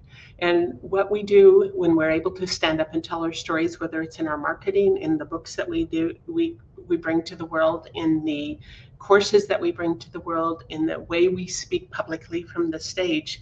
We are able, when we're clear on our stories, we're clear on our message, we understand the role that we're playing, we become a unifier. We unite people for a common goal. We unite people into kind of a tribe that is able to follow us and understand that, wow, this person has an amazing message. That person is a leader. That person is somebody that I want to follow. And then we show the way. That's the fourth pillar.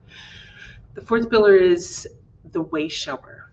And when we understand that, there's those of us that have gone through these deep things, there's many people that do not understand how it is that they make a difference, how to get out of their situation.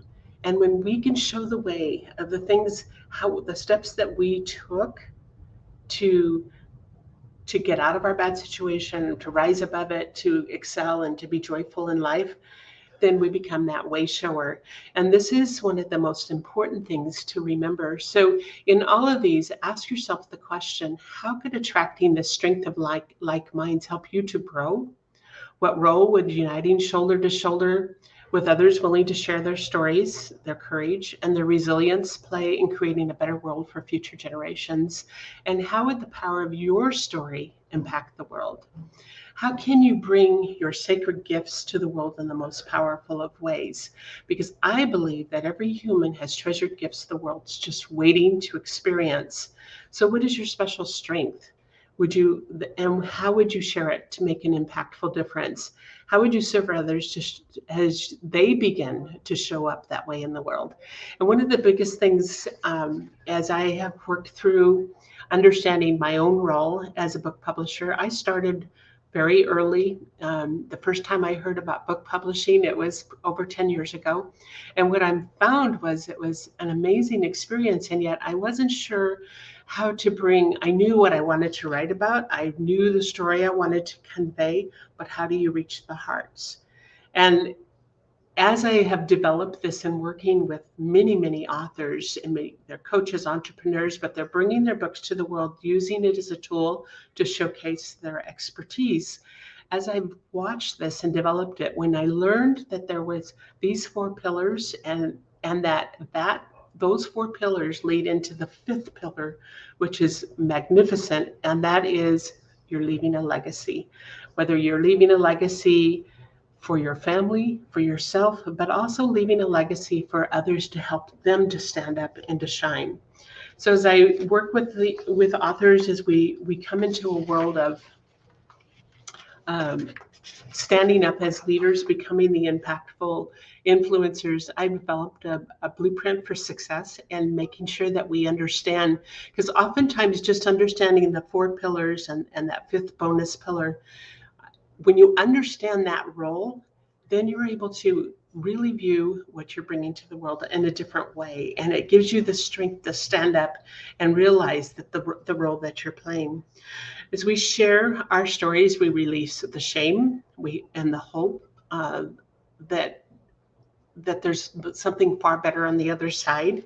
We share our stories really to empower others and to awaken them to the goodness that's within. And so that's how, as we become advocates, we become unifiers, we become truth tellers and way showers. As we stand up and do that, then we become the leaders that we need to be. So I had an interesting time with a number of authors. I have probably the best people in the world because there's so many authors that are bringing valuable, amazing stories to the world. And one was Chris, and he's even taken the 6-minute webinar. He's a cardiologist. He just retired for many, many years as a cardiologist, and he knew he had a book to bring to the world. And when he first brought his book to me, we looked at it and I said, there has to be stories. There has to be the stories in each of these in this book to really make the impact. So as we help to develop the stories, the heart connecting stories, what happened is it changed the whole essence and flow of that book. And now his book is being sold worldwide. It is reaching hearts.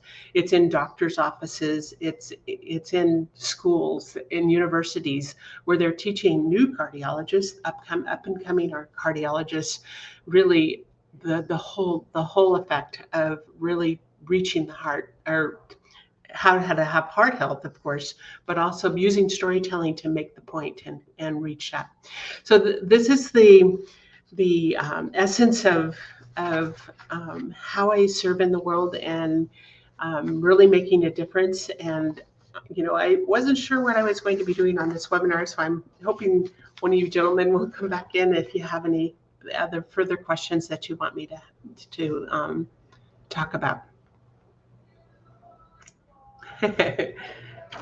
John, you're not showing. There you are. There you go. Hey, Becky, how are you? Good. So I'm curious. I mean, you talk about stories. Can you share with us, like, why stories? Why stories have been with us since the beginning of time, and stories are what connect. If you look before COVID, when families were sitting around their tables at restaurants, and everybody's on their devices and they're not talking to each other, it's something that really touches my heart, because I think storytelling is what helps us, that paves the way. And as adults and as leaders, if we're sharing our stories, that's the heart connecting. And you go back into time, and you read about the native cultures where as they sat around their fireplaces, their outside campfires, there was storytelling that was going on. Why? To make that connecting fiber, to connect, to teach, to guide, to make the difference. And that's why in thinking of ourselves as advocates and way showers and truth tellers and unifiers, when we can write knowing that that's the role we're filling, it changes everything. It changes the whole flow and the fiber, because storytelling is such a massively important aspect in our world, and we can't lose the beauty of storytelling. And a little factoid: the printing press wasn't invented until like 1480 something, right? So before then, that's how communication was done. Well, when you're writing, if it's all facts and figures, you will never connect with any heart. If it's just, this is the way it is, and I will not read a book that is that way. I need to get immersed in the story of it and really understand where the author is coming. I will learn far more through storytelling than I will by somebody saying, well, this is how you do it, and that's the way it is. So, I think this is really important to understand. How do you get your authors to that place of authenticity, Becky? How do you pull that out of them? We have a lot of conversations. It's kind of fun to watch the flow of it, because I have one author, and I just have to chuckle because he's coming back for a second book, but his is on financial planning, the understanding financial freedom. He brings me this book, his first book, and I'm going, oh my God, this book is the most boring book I have ever read. I'm like, oh, please, if we got to bring some stories. So I just started asking him questions, and so who is that most influential person in your life that helped you to come to this place? And of course it was his mother, and he was just really amazed. He just honored his mother. But when he could start understanding the relatability of his mom, was a single mom, and she struggled financially in the worst sort of ways. And yet she was such a major force in his life. And when he finally understood that that's the reason, that's how he leads in the world today, is he didn't want to struggle financially. And so that course, but when he finally started to bring out those stories, it changed. So it's usually for me in working with authors, it's usually having a long series of conversations about where did this come from, and why are you serving the world in the way that you are? Let's talk about that. And so asking questions about who's the most influential, what's the darkest time that you've had, where is this coming from? What have you done in your past? And then start weaving that in. It makes all the difference in the world. People seem to be a bit dumbstruck when I say to them, the reason you do what you do is because you had a struggle. Mm-hmm. Yes. And this is how you've ended up doing it, and this is where your passion. And they're like, they don't have those dots connected even in their day-to-day life until they think about it. And then they go, gee, you're right. Mm. It's there for everyone, isn't it? Yes, it is. And even for me, becoming a book publishing expert, the work that I do with my authors, when I first started, and I was writing my own book, and the name of the book is The Woman I Love. I had grown up in an incredibly abusive situation as a child, and it took me years as an adult to get through it. When I started writing this book, I was like, I didn't know how to pull it all together. So it took me a long time to really pull the life lessons that I had experienced into the fiber of that book, because I didn't want it to be poor me, woe is me, I had a horrible life. This is what I've learned, and this is who I am and how I show up in the world today. But that in itself, I never expected when I published my book that I would come to a point where I am today with almost 400 authors that I've worked with. And it's because I've learned how to help draw that storytelling out and how to really connect the dots for them. And without that, we kind of struggle. And I have people that have been 4 years trying to write their book because they're not willing to go to connect the dots. And once you do connect those dots and realize how you can powerfully share an amazing story and teach at the same time and really impact the world, that's where all the difference is. It's so fascinating. Oh, go ahead. Were you going to say something, Don? I was saying thank you so much, Becky. I think Yeah, fantastic stuff you shared today. fascinating topic. Yeah. Thank you. So I think we have our next speaker up. Yes, we do. We have Dr. Ted Grellner. He is a qualified board-certified oral and maxillofacial surgeon. His unique quick recover IV anesthesia technique also provides greater control, safety, and an unusually rapid and comfortable recovery. Dr. Grellner, I'll give you the stage. Thank you. When it came to trying to put together a talk for this summit, this leadership and communication summit, I was really at a loss as to what am I going to bring to this as an oral surgeon. I'm not a CEO of a large corporation. I'm not a military leader. I shun becoming part of political organizations, even in my profession. It's just not my thing. So I start thinking, there's another type of leadership that I was missing, and I call it leadership of one. And it's this: there's so many people around the world that there's so many problems that they can fix, that when someone finds a solution to a problem that can help everyone, at that point they start to become a leader, because they have to push themselves to be able to get that solution out where it can be used and to help people, and they have to be able to explain it. So you're also trying to lead yourself away from that little voice in your head that's telling you, you're nobody. Nobody's going to listen to you. Nobody's going to pay attention to what you have to say. That's where your leadership starts to take place. You have to beat that voice down and become passionate about the solution that you have to offer to help people. So how do you go about doing that? Well, certainly you put that solution to work, and you show people in your local area what you're doing with it. Let them see the results and let word of mouth work for you. Sometimes it's if your solution is easy to explain, you can very easily explain it and start getting the word out that way.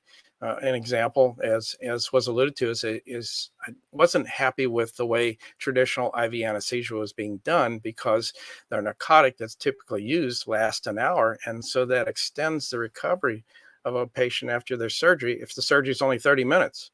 So it's no wonder that that patient may be uncomfortable after they wake up and they've got 30 minutes to wear off this medication. And I thought, well, what if I were to get a shorter acting narcotic and use that instead?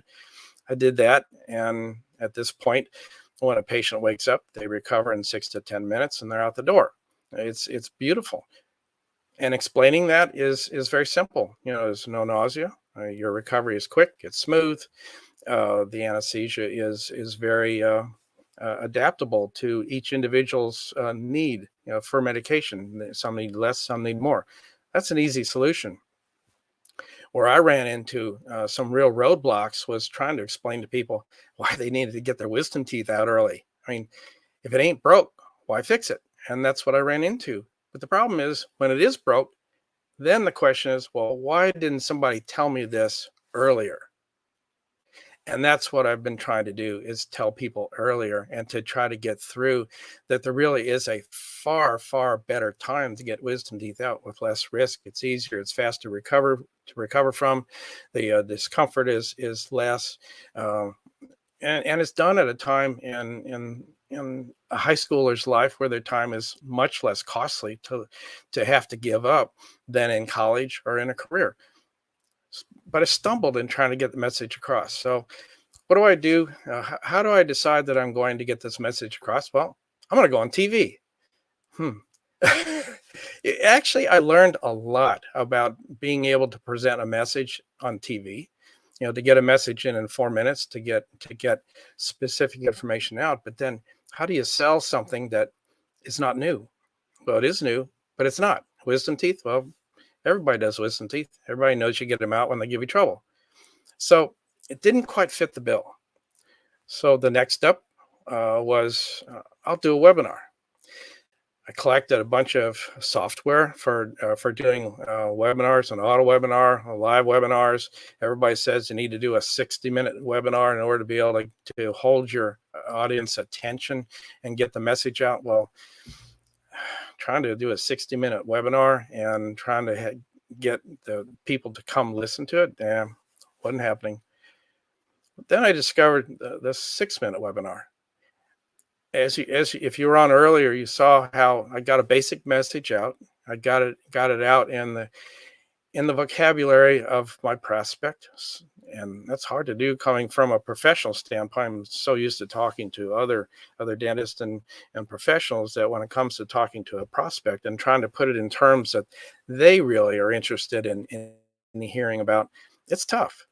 And so being able to get a message down in a much more simplistic but appropriate way was fantastic. And I applaud Don and Bill and Jim for putting together a tool like this, because it's so needed by everyone who's trying to get a message out. And there's creative people around the world that have their message to give. And so this is a way to be able to get it out in a short period of time, because people's attention span is not what it was. It's short, and you need to be able to get that message out. So the 6-minute webinar has been very, very helpful. But what I'd like to do is I'd like to tell a story, my story, because what you heard in the 6-minute webinar was that, I had a problem as a college student, but what you didn't hear is the rest of the story. I did have to spend a week in pain on antibiotics before I could have my surgery done.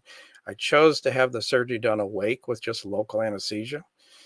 I had the surgery, I went ahead and had it. I thought, I don't need to go to sleep. How bad can it be? Well, it was. I had my one tooth. I decided to do one instead of all four. That tooth had 4 long, narrow, curved roots. That tooth was sitting in hard bone, because by the time you're 20, it is. And every one of those roots broke. And so it took 45 to 60 minutes for the surgeon, who was a teacher at the local dental school, to get that tooth out. Afterwards, I had, obviously a lot of discomfort, because the harder it is for a surgeon, the harder it's going to be on the receiving end. And I received. Painful dry sockets are nothing to sneeze at.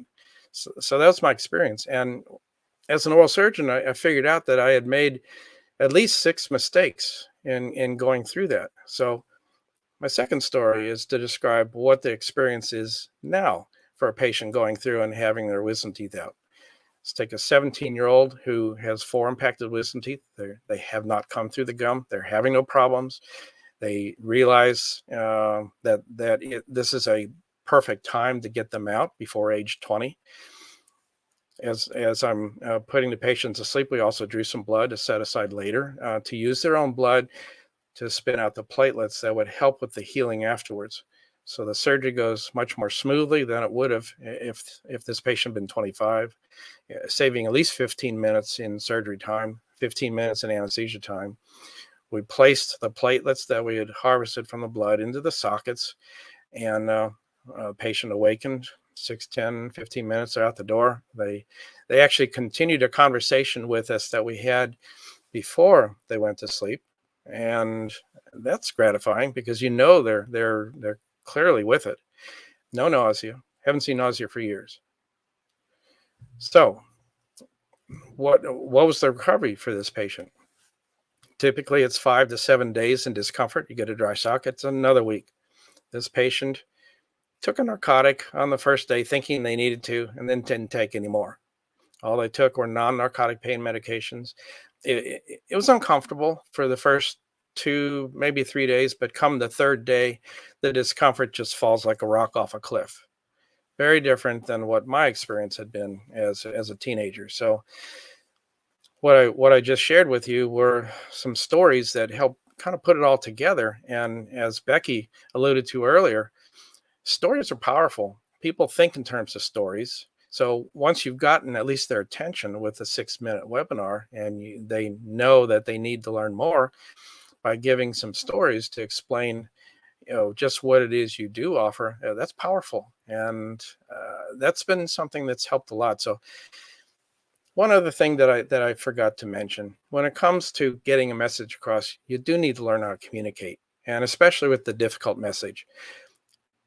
I was always reluctant to get in front of an audience. I could play the oboe in front of hundreds of people in a symphony, but come to speaking to people, no, that's not happening. People told me I should go to Toastmasters and learn how to become comfortable in speaking in front of audiences. No, I can't do that. I'm going to go do TV. I did it, and then I realized, yeah, I do need that confidence in being able to speak in front of an audience. And I encourage all of you out there to consider joining Toastmasters. It's not expensive at all. It's a nominal fee just to get a magazine and organizational fees. The people at those meetings are there to help you, to teach you. And by joining the oldest, most experienced club in your city, you get the most experienced people and members that can help you to a great degree. So that helped tremendously in being able to organize a message and how to be able to just stand in front of people and to be comfortable in getting your message out. So leadership and communication, they really do go hand in hand, and you don't have to be an Army general to be a leader. If you have a message to get out, talk your little voice down. If you know you have the solution that people need, just drive forward, let that passion out, learn how to communicate your message, and just enjoy yourself. Have the opportunity to speak in some really interesting places. I mean, I've had a chance to speak at the Harvard Faculty Club, West Point. Next month, I'm going to the UK for Cambridge, the London Stock Exchange, the Royal Society of Medicine. They're really cool places that you can speak and be able to get your message out in some awesome environments and places that you can have videos to send home and to use for your advertising. If you more, I just look at all the possibilities that are out in front of you and take advantage of them and just go for it. Get your message out.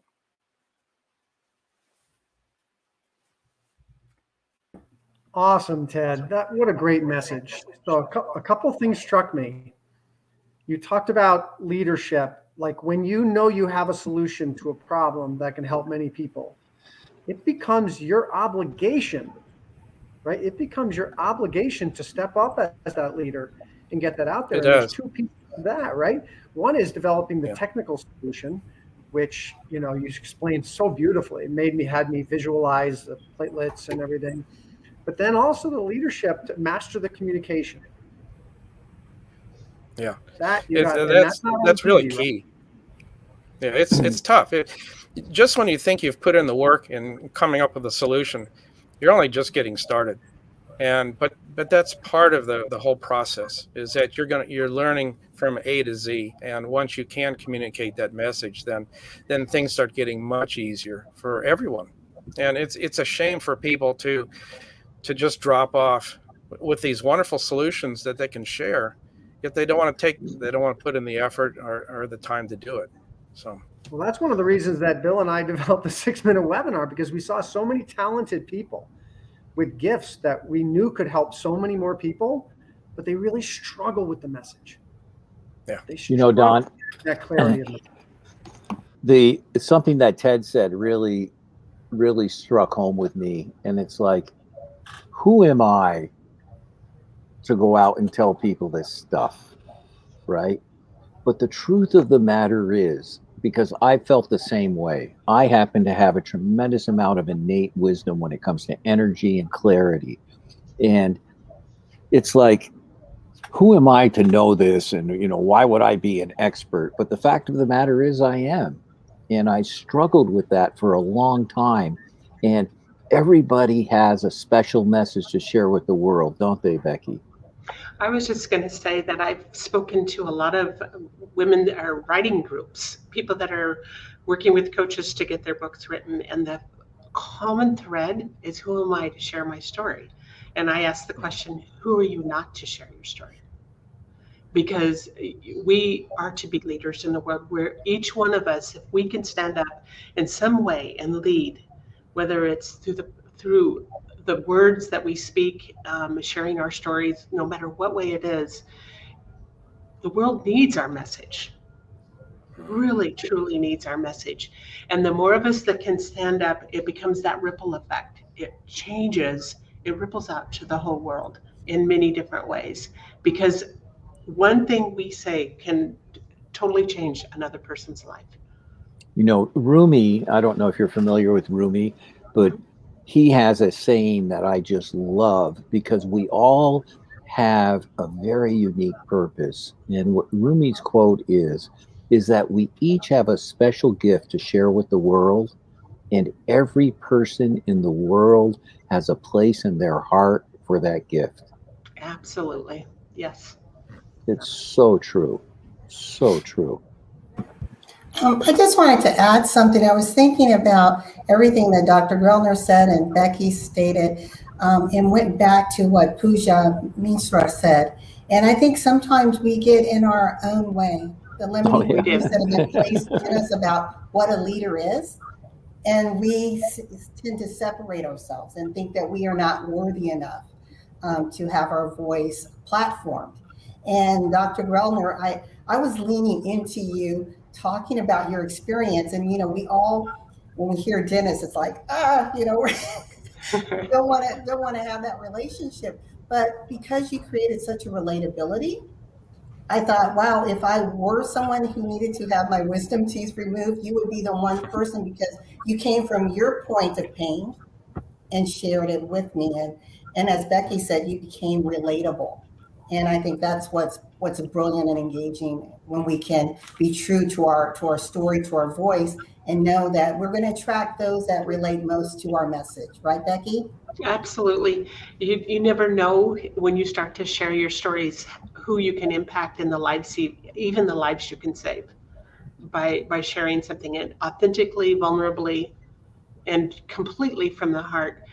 That's what makes a leader. It doesn't mean we have to be the president. We don't have to be somebody that's doing something big, major work that gets all the publicity in the world. What we need to do is be our own individual, unique, beautiful selves, and stand up and share. One of the quotes that Dawn brought to Scale Pathway is, "Success rewards action."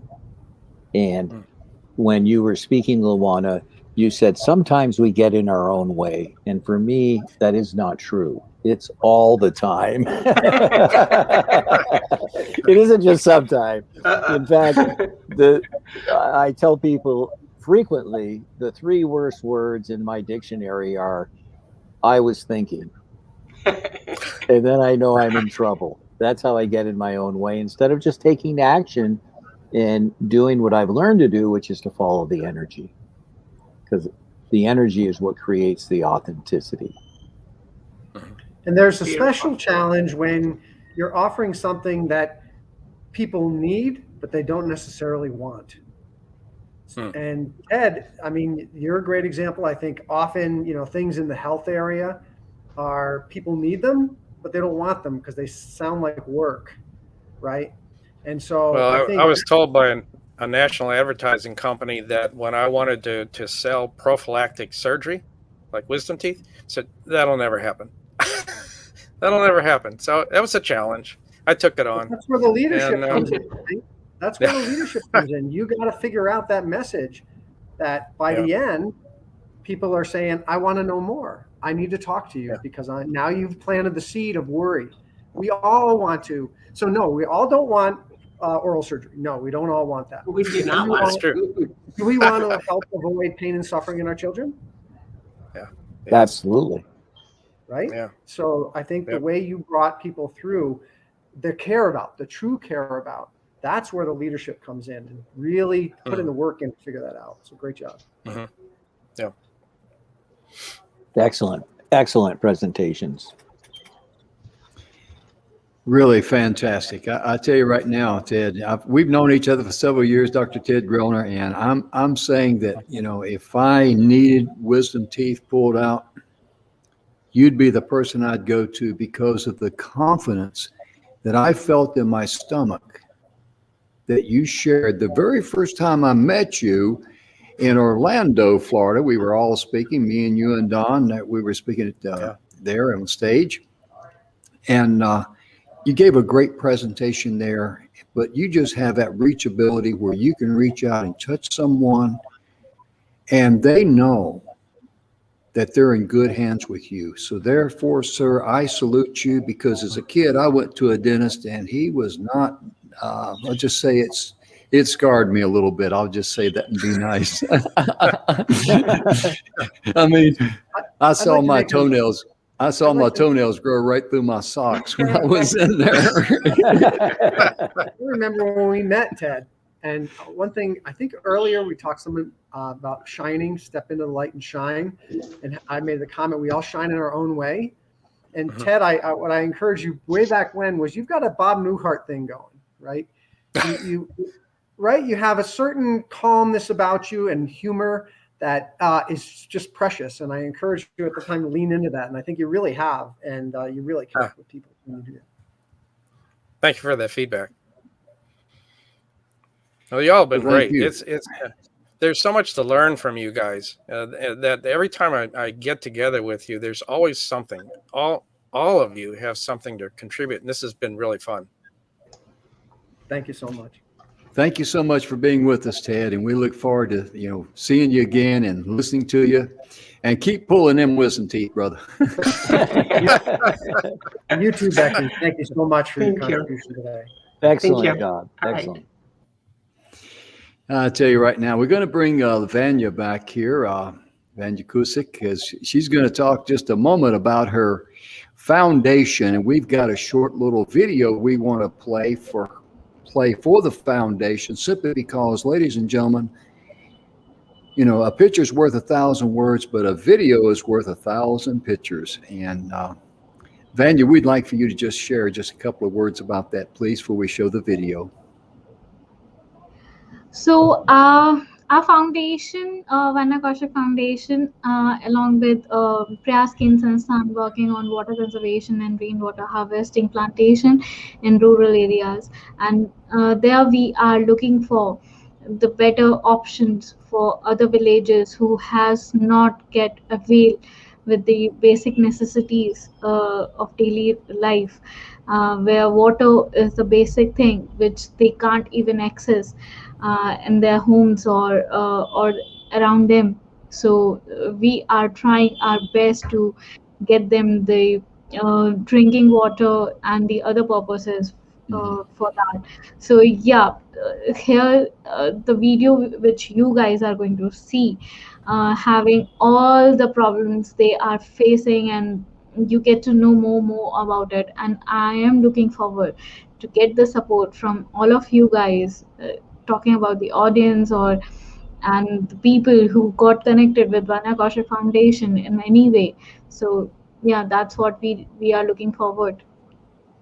Absolutely. And Lawana, I've had the privilege of seeing this video here. It's really amazing to me that, if you have family and friends over and everybody's using the shower and all that, and you get in the shower and there's no hot water, you complain, Well, when you see what some of these poor ladies have to go through just to be able to get daily fresh drinking water, and even the water that's pure enough to drink is also an issue. Ladies and gentlemen, we'll be right back right after this brief video that shows why the Vanya Kaushik Foundation exists and why this summit is also going on to raise awareness from these folks over there that live in very harsh conditions. Open up your eyes and your heart when you watch this.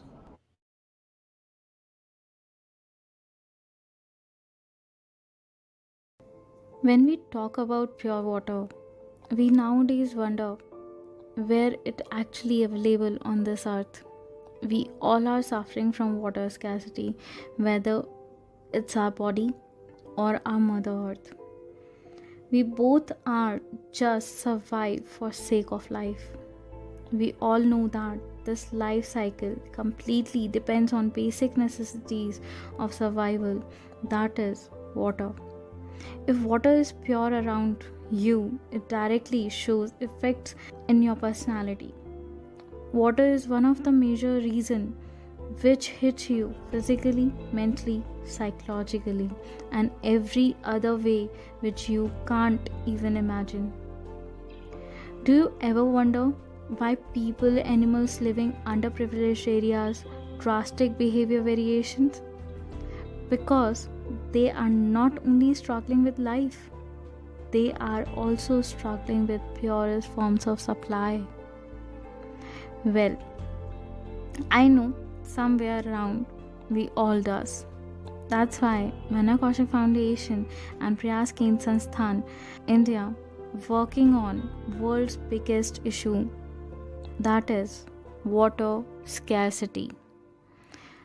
Prayas Kendra Sansthan Director Bansi Bairwaji, born in that village where water scarcity is one of the major issues.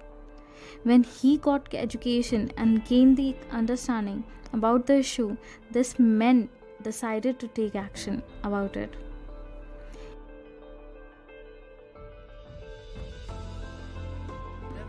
I believe that in order to live a healthy life, pure form of water is very important. And without this, these people struggle with different kind of problems every day. Whenever we start a new project or new development takes place, we face a lot of struggle because it is very difficult to change the mindset of people, and it is very time consuming process. Water quality was very bad here, which caused joint pain and many other problems to us. We used to go to the nearby river and fetch water, but that water was also very salty and impure. We had to carry 2-3 mud pots of water so that we need not to go again there and fulfill our basic needs. We used to get water from other villages by purchasing tankers, because there were only 2-3 hand pumps from which we used to get some good quality water. Other than those, all hand pumps release salty and impure water. That water contains fluoride, which is very harmful substance for humans. He faced lots of trouble while convincing his own family, friends and loved ones, because everybody living around him got used to of the lifestyle which has only problems. He sees people dying because of water scarcity. He saw kids at the early age has weak bones, often get ill, which has no solution other than water. Women in the villages has to walk miles and miles to fetch water. In India, especially in Rajasthan, in every 3 to 4 years, drought hit the ground, and at that time, people has no water for drinking or any other purposes for whole year. Women of those areas has to walk for miles and miles to fetch water. Nature forced them to drink water of mud. You must be wondering why they can't ask for water tanks to supply in their villages. They do, but practically for long term, it won't work for them. When drought hit the ground, it's not only affect humans, it affect all living and non-living beings. If you count our Mother Earth a non-living being.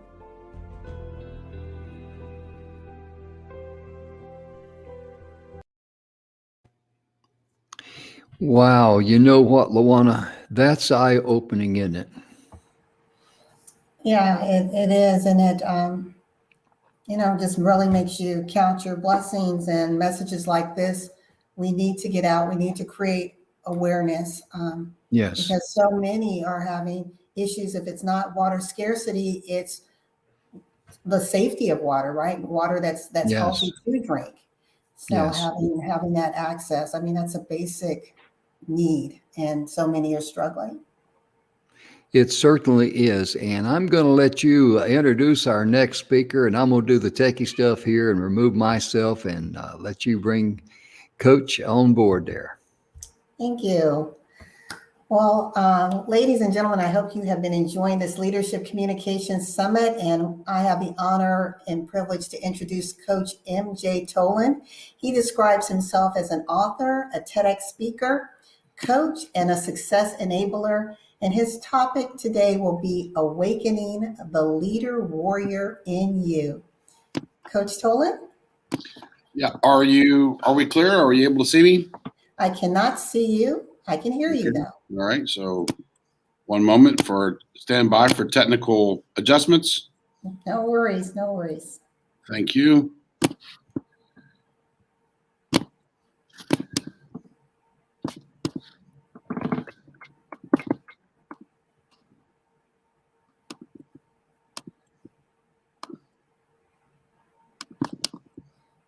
Mm-hmm.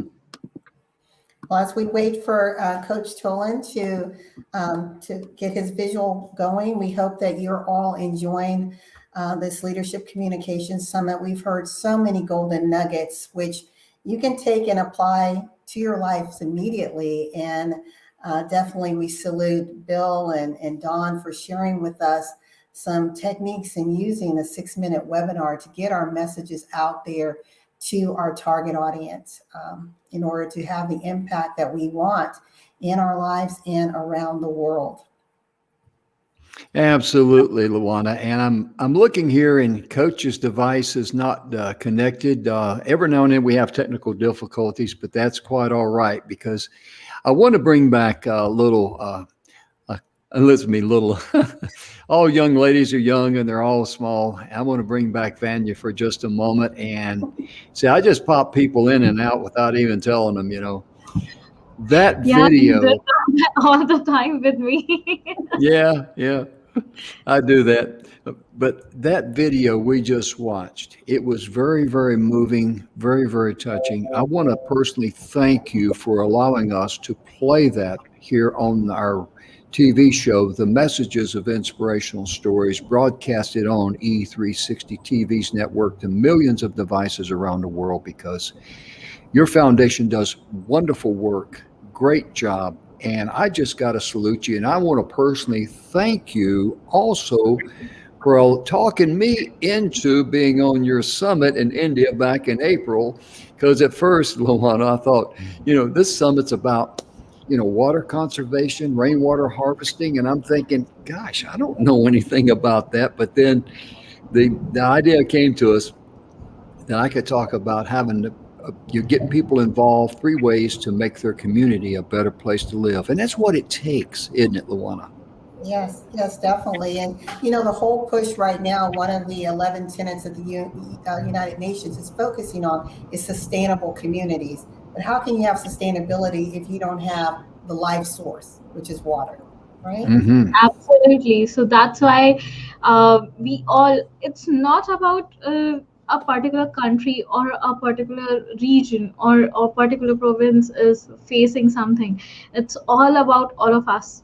It's a basic necessity of everybody, whether you talk about the human beings, whether you talk about animals, whether you talk about our land. It's all important for all of us. So that's why we are actually trying to work on the basic necessity which help everybody to survive in a better place and definitely in a healthy life. So that's very important, to live a healthy life and stay safe with all the things which exist on earth. I was going to ask you, Vanya, I never have asked you this question. How did this all begin? Your desire, your passion to be able to create this wonderful foundation. So it's a long story, although, but yeah. So I was in college that time, and I started my internship near in a state of Rajasthan in India, and there I met this man who is working on water conservation and rainwater harvesting, and he was at that time he was figuring out that how all the houses or every single family or every single person can get the water at their own houses. They won't able to walk so miles and miles. I need to tell you one more thing. The women who walked miles and miles to fetch water, they has to walk out in the mid of the nights, and if the animal walk towards the villages from the forest, they hit them and they eat them, and lots of lives got lost because of that. So it was really tough time which villagers are actually facing till now as well. That's why we are working on these things, that so that women or kids or anybody won't miss their education, miss their lives like that. So Yeah. it was very touching to all of us. That's why we decided to start this campaign and start awareing everybody with the cause. Yes, ladies and gentlemen, our next speaker, Coach MJ Tolan, has got some technical issues. We're working on that behind the scenes, but in the meantime, I want to bring back Bill Heinrich and Dr. Don McGrath, because all of us here are so appreciative to be a part of this wonderful summit, and it's just fantastic to be a part of it, isn't it, gentlemen?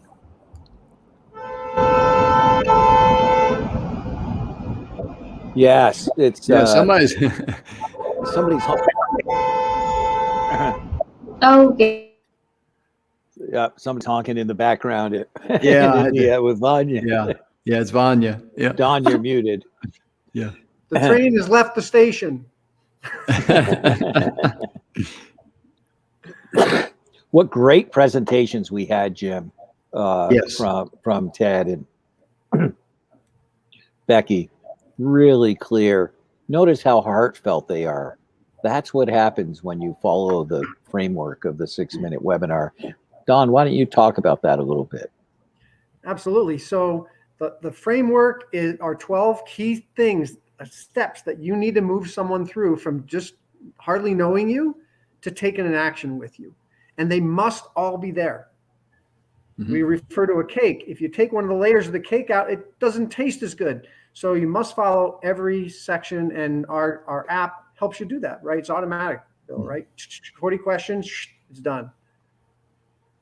Yeah, it's fascinating. Absolutely. Oh, go ahead, Jim. I'm sorry. I'm just going to say absolutely, because it just, ladies and gentlemen, that script pile that Dr. Don McGrath created, all you do is just go in there. And I forgot to do one thing, and I hope I don't get docked on my pay today for not doing this, but Dr. Don McGrath and Bill wanted me to talk about this right here. You want to share that real quickly, and then we're going to go to Coach. Yeah. So if you're watching this and you're like, what is the ScriptPal thing? What is the 6-minute webinar thing? I want to know more. If you're thinking that to yourself, then we've got a gift for you. If you go to 6minutewebinar.com, you can actually get a free trial of our app ScriptPal and our whole masterclass that will help you quickly. Like in a matter of a couple hours, you will have your own 6-minute webinar. Mm-hmm. Absolutely. And that fulfills our promise that we made earlier when we said not only going to get great information day, but what makes this summit so special? You got the toolbox now, if you go to that website, to put it all together. Because a lot of people out there are struggling. A lot of people have more month than they got money. This is a free trial offer for you. When we say free, it doesn't mean it's going to cost something later. It means right now, today, you can start turning your life around. That's our gift and our promise to you. And I think Coach is back. Oh, my goodness gracious. He's wearing a suit and a tie. Oh, goodness. Coach, you look great. We got to bring Coach on board. He's been very patient, with the technical issues we've had there. And we are just so honored to have him here. And let me do a little techie work here. And there we go. And Jim, I'd like to reintroduce him since we lost a little. Yes, ma'am. Yes, ma'am. Let me finish. There goes Don, and let me take myself out of the picture and give you center. Okay, well, now we are in for a treat with Coach MJ Tolan. Coach Tolan describes himself as an author, a TEDx speaker, coach, and a success enabler. And his topic today will be Awaken the Leader Warrior in You. Coach Tolan, welcome, and I'm yielding the stage to you. Happy Sunday, everyone. Today we're going to be talking about leadership and communication. And I'd just like to let you know that the first leadership situation that I was ever involved in, I was a young man working in a business, and I'd gotten promoted. And when I got promoted, they gave me business cards. Boy, I was so proud of those cards. And so anytime I would meet somebody, even if they were asking me directions to, where is the local pharmacy, I would give them a business card. I'm just so proud of myself. Pride began to grow and grow and grow. And then before I knew it, I was overstepping my bounds with other people because I was imposing myself, my authority, and my lack of ability to be able to deal with people in a respectful and honorable way. And that goes for my workers. I was so focused on the mission that I wasn't caring about their feelings. And as a result, I ended up being the #1 customer for the local florist near our business, because I was constantly buying flowers to say, I'm sorry that I upset you. I'm sorry that I stepped on your feelings. I'm sorry that I overlooked the importance of what you're doing. I was only focused on my mission. You see, today, leadership is more important than ever, whether you're focused on being a self-leader, as we all should be, or whether you're in charge of a startup or leading other people in a department or a business. Leadership skills are essential, and they're not born. They're not innate. They do not come genetically. They are not ever licensed or even illustrated in a maternity ward. You don't see boys, girls, and leaders. So leadership is something that we can develop, and fortunately, something that we can all learn. Unfortunately, most of us have learned really different types of leadership, which might not align with what it is we want to do and how quickly, effectively, and magically we could get things done if we had the right leadership together. I want to ask you a question. How would you feel? Because most of us spend the majority of our waking day either earning a living for ourselves or working for somebody else who had a vision and they employ us. So how would you feel if either your client or your boss came to you and said, I'm so happy you're here. I go to sleep at night and I count my blessings that you're going to be here the next day because I count on you. I mean, what you bring to the table, what you bring to the team, how you make other people's their performance go up. I'm just blessed. I'm so happy that you're here. How would you feel if your boss were to say that to you before you went home that night? And how would you feel about wanting to be in the office the next day and doing more of the same? How would you feel if the boss came to you again and said, gosh, you know, it's just great. Every day you come here, every day you show up, every day you put in a performance, and every day you're just awesome. How would you feel if somebody told you that? Somewhere along the line, somebody got it wrong. Somebody put in our DNA that we're not supposed to be appreciated. We're not supposed to be recognized. If we recognize someone or if we praise them, that we're spoiling them, that we're giving them too much attention. And therefore, some bosses, instead of praising their people, they'll be mean to them. Go figure. So today, I think that more and more people need to understand the power of good communication and the magic of great leadership. And great leadership starts with those words. How would you feel if? How would you feel if you can walk into a room with people around you and leave the room and they are going to feel better and they're going to feel more empowered and they're going to feel like you validated them, then you're a leader. And you're a great leader because they'll want to come back to you again and again and again. The issue is, do you want to make the change? Because I didn't see it for years. I mean, I'm like one of those kids that needs to get hit over the head 150,000 times before I finally got it. But boy, when I got it, the light bulb went off. And so today I see, and I've had the privilege and pleasure of living and working in over 16 countries around the world. I spent 30 years outside the US and I started 12 businesses. So I know what it's like to start a business and how it's like to close a business because not all of my businesses were successful. In fact, my first business as a leader was working while I was in university, and I would answer the phone with an accent. I had a tape recorder that sounded like a printing press because I was selling ads. I mean, all this was being done by me as a self-leader, trying to get a portrayal of who I really wanted to be. Behind me, you see a green screen. The magic of virtual technology today, especially during the last 18 months, has forced more and more people to have virtual meetings. And so we're used to having green screens. And the power of a green screen is you can snap your fingers, create any image that you want, and you'll virtually be there. So my green screen today is blank. And here's what I'd like to send a message with that. I'd like for you to understand that your green screen is blank also, that you have the power and the ability to be able to align yourself with great leadership if you want to. I ask people all the time, what is it, if I were to ask you to draw on a blank piece of paper, a flying machine, what would you draw? Think about that. What would you draw? Take a moment. You've got 5 more seconds. Go ahead and draw in your mind, what would you draw? Some of you drew a plane. Some of you drew a hot air balloon. Some drew a spaceship, maybe with an alien in it waving.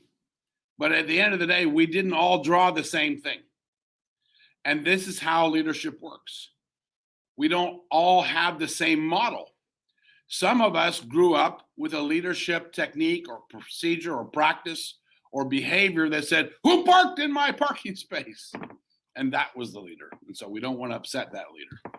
And then the other leadership lessons we may have learned was, come now, let's all sit down and let's join hands and let's be together and let's have a prayer for our blessings and eat our food. That's leadership also. So we've had different lessons in our leadership. What I developed over the period of time, because I had to, not because I'm passionate about it, I found out that when I put people in leadership positions and left them in offices and sometimes countries, and I would come back in 6 months' time, my best people were gone. Yep. Where did they go? Oh, well, you know, as soon as you put Bob in charge of that department, you know, he just imposed himself on everyone. He thought he was the Romeo of the office, and everybody went to work for the competition. Really? Yes, really. So at the end of the day, I was losing money because I did not have an aligned leadership in my own organizations that I was building, running, and investing. So circle back today. What I'm doing today is I'm helping companies realize and align their leadership with a model that they can follow. So if I gave you another piece of paper and I asked you to trace an F-16, which is a fighter jet, and I ask you to trace it exactly, ask yourself the question, could you do it if it was tracer paper and it was a clear example of an F-16? The answer is yes. So then we looked at the epitome of mastery, and we discovered Kung Fu. Kung Fu is one of the martial arts that if your daughter were walking home at night and you knew that she was with one of your friends who was a martial arts master, you'd feel safe and secure.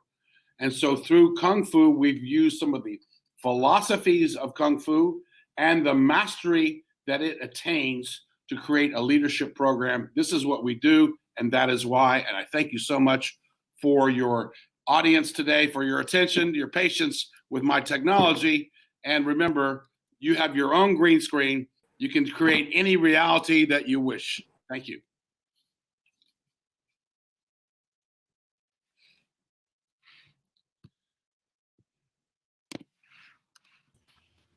You need to unmute your mic there. Okay, here we go. Coach Tolan, thank you so very much. I appreciate what you used as an example, that the green screen is blank behind you, but it just reminds us that we can create the world around us that we want as the leader that we want to be, and ensuring that that leadership style really aligns with our core value, who we truly are. And I love what you said, that a leader should be inspiring and creating followers. And we've all had those experiences with that leader that you're thinking, why is that person here, right? Sure. And how'd they get their job? Who do they know? Exactly. Exactly. So thank you so much. Bill, Don, do you want to join us? Actually, we'll bring in our next case study of a speaker. And then we'll do a Q&A? No, we're just going to go ahead and bring in our next speaker because we're getting a little tight on time. And Coach, I am so glad that you were able to be with us today. Number one. Number two, I appreciate what it's like when you have technical difficulties. Being on the TV show 5 days a week, 1 hour live shows. Yeah, the wheels come off the cart once in a while, but I think that's what keeps us humble. Coach, thank you so much for a very inspiring story. Appreciate you. Thank you. My pleasure. God bless. And now I've got to disappear so I can make room for our next speaker. Okay. I'm going to. All right, our next speaker is Gwari Das. And hi, Gwari, how are you? Hi, thank you. I'm good. Good. Well, Gwari is a TEDx speaker and HR leader, a possibilitarian, a leader with the Leaning In Circle and global speaker. She's also a mentor, and she shares information on leadership, human resources, possibilitarian, and emotional intelligence. And her topic will be limitless, be a possibilitarian. Gwari, take it away. Thank you so much for this gracious introduction, and I'm so glad to be here. So you mentioned about possibilitarian. So let's start with possibilitarian. Who is a possibilitarian? If I ask you what is 1 and 1, you will tell me it's 2. It is 2, right? But if I take one chewing gum and I add another chewing gum to it, it becomes 1. In binary, it is 1, 0. And if I connect with somebody and the energies fly, the combination of 1 and 1 collaboration would not be 2, it would be infinite. So 1 and 1 is 2, but it can be anything, including 1 and 1, 11. So that is the power of moving from is to can be, and that's what a possibilitarian is. Now we have to become a possibilitarian leader, and I realized it in one of the feedback that I got few years ago. One team member from my team, who is Gen Z, they shared that I do not take them out and we don't have fun together. We don't have many dinners and lunches together. Now, I am a millennial and I never thought that this was a requirement when it comes to leadership. I started thinking, did I ever think that my boss should take me out or we should have fun together? That was not a requirement. So, the is part of leadership was to take care of them in terms of supporting them, coaching them, giving them developmental opportunities, being with them, and having that empathy, but taking them out and having fun with them was not is, but now it is can be. And since then I became a possibilitarian leader, and I have a very simple formula if you want to become one, because it is extremely important that we move from is to can be. The formula is SAY, say. Very simple, you have to just say it. Now what is S here? S is self leadership. I strongly believe that we are not born with a manual, but if we were to, the first chapter would be on self leadership. Whether we are leading a team or not, we are leading ourselves. And even if we are leading a team, the first thing should be leading ourselves. And from where self leadership starts, it starts from knowing ourselves first. Self awareness is the first thing. A very interesting research from Harvard University says that only 10 to 15% people are self-aware and rest all think that they are, but they are actually not self-aware. And that's where people take credit. They can't read the room. If they speak with a child, it would be same as speaking to somebody who is 90 years old. So people do so many things because they don't understand their strengths, their weaknesses, what makes them look good and what makes them look not so great as a leader. And that's why they keep repeating these things. So self-awareness is first thing when we think about taking a leadership role, and even before that, self-leadership. And how do we do it? Like I mentioned in the beginning, feedback is the first thing. And I take 25 feedback in a year, and believe me, the first year was a shock. And I involve my family also. And first year when I did it, I got a rating of 1 from 10 on some of the factors from my daughter. I'm not going to disclose them. I have improved since, but I could improve only because I was made aware by her. So trust the power of self-awareness through feedback. And second mechanism is reflection. Understanding what happened, how it happened, and what can be done better.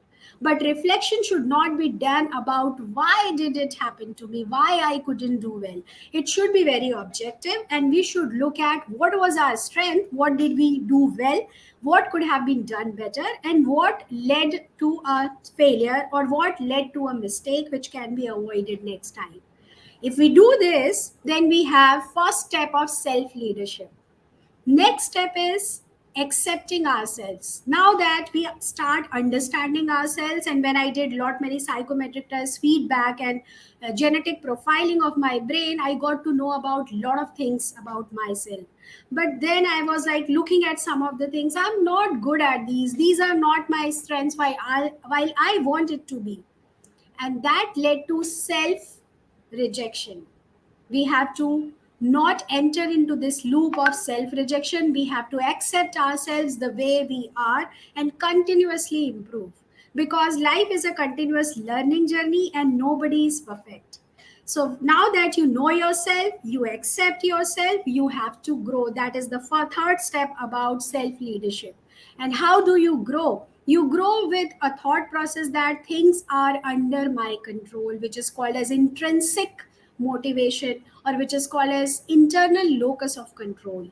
Say, for example, you keep a garbage bag out for the truck to pick it up. Now, if you keep it at the right place and still the truck is not picking it up, it's not your fault. You have nothing more in your control. But if you keep it at the wrong place and you expect the truck to pick it up and you think it didn't happen, it was internal. You had to keep it at the right place. So this is the difference between internal locus and external locus. And we have to focus on internal locus, learning, coaching, mentoring, so that we can continuously learn. So this is S, self-leadership from SAY. Next one is A. A is accepting new mental models. Now, what are mental models? Mental models are the ways through which we understand the world, like demand supply. When supply is limited and there is more demand, the cost will increase. And if there is opposite, the cost will decrease. That is a very simple construct through which we understand economy. And the way I understood the construct that I need to take them out, I need to have fun with them if I want to become a good leader, that was a new mental model in my life. So mental models are something which we have to continuously gather. If we don't do that, we will be having a very narrow vision. The way it is said that if you have a hammer, all you see is a nail because you can do only that much. We don't have to be limited. We have to learn more and more. We have to understand what's going on in the world so that we can remain updated and your team does not give you a shock like this. And finally, you have to connect with more and more diverse set of people. That is about creating more mental models for yourself. For example, there's a famous joke, why did chicken cross the road? And if you go to Newton, Newton would say that it was third law in motion, that's why chicken crossed the road. If you go to a motivational speaker, they will say chicken crossed the road because there was someone who needed motivation. So everybody can talk about things that they know. That's why we have to know more. And to know more, we have to move beyond our comfort zone. This is A, which is accepting new mental models. And finally, it is Y. Y is power of yet or not yet. A school in Chicago rates you not yet if you fail in one of the subjects. There's a difference between failure and there is a difference between not passing, not yet. So you are on a journey and you will be there very soon, is what not yet says. If you take care of your team in terms of growth mindset, you will always think that if your team is not able to do it today, they will be able to manage it somehow, because talent is not limited. And that's what this Y tells us, power of not yet. I'll conclude with this story of two gentlemen who were sent to different parts of Africa to sell shoes. One was sent to East Africa and another one to West to identify potential of the market. Now, the one who was sent to East Africa looked around and found that nobody wears shoes. And he replied back to the head office that nobody wears shoes here. There's no opportunity. Let's come back. The other one who went to West Africa also looked at the market and analyzed that nobody wears shoes here. There's so much potential. Let's start doing it today. That is power of a possibilitarian. And if you are a possibilitarian, your team will become one and you will have a very healthy balance. Thank you so much. Thank you so much, Kwadi. I love that, because a possibilitarian causes us to get, as we mentioned earlier, get out of our way, think about the opportunities in life rather than allow the limitations of our mind to restrict what we can in fact do and influence in life. It's so true. I really loved when you spoke at first about this self-awareness piece. And you mentioned Harvard Business School said 10 to 15% of the people are self-aware. And having studied this for 25 years, I say that I have no self-awareness. I don't want any comfort zone. I want to always be possibilitarian and not take anything for granted, because I'm my own worst enemy when my ego kicks in and says, oh, you already know that, or you know something. So I'm always looking, life is a search for clarity. So I really love that possibilitarian piece and self-awareness. Gwari, thank you very much. Yeah, I'd love to like to ask a question. So most of us, because we all have an ego, when we get feedback, usually corrective feedback, not the flattering feedback, it's a challenge, right? And it's a challenge. So I would love your tip, a tip from you, Gary, on how do we take feedback in a better way? Any tricks? Yes, any tips? yes. So yes, feedback is very important, and I have also moved from being on the left side of it to now being on the right side, literally, because I have started realizing that feedback is not on me. It is on a particular behavior that I have exhibited, and I need to move on. And another thing that I need to change my mindset is, if I don't take feedback, there will not be any improvement. If I don't understand what is not working out well for me, because there are so many blind spots, if people don't give me feedback, I would not know about those blind spots and I would not be able to improve. So once the feedback comes, we have to first evaluate it. It's not that we have to take each and every feedback, otherwise we would be always having conflicting views. People will say whatever they know, but we have to understand that if this feedback is attached with some data, is there some logic in the feedback, and does it help me improve? If yes, we have to take it as a gift and we must work on it. So it's change of thought process. If we start looking at feedback as a gift, we would be honoring it and we will be happy at improving.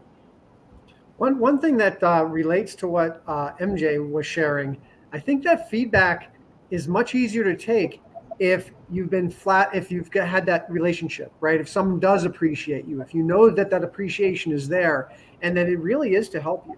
And so if there is that foundation of trust, we're more likely to listen. And I think there's some studies that show, like, there's an optimal ratio of 7 good feedback to 1 corrective feedback or something. But yeah, I think these two are related, what the two of you talked about. Absolutely. Trust is the base for it. Otherwise, there will not be any, like my team, I shared an example. If they don't have trust on me, they would not come forward. They know I write their appraisal, so they would not come forward and share such a feedback with me. This has really been an amazing summit the last 3 days, and I've got to bring Donna Guinois to the stage, because Donna's been working with us behind the scenes. And before I bring her up there, I just want to say thank you so very, very much for the presentation you just gave.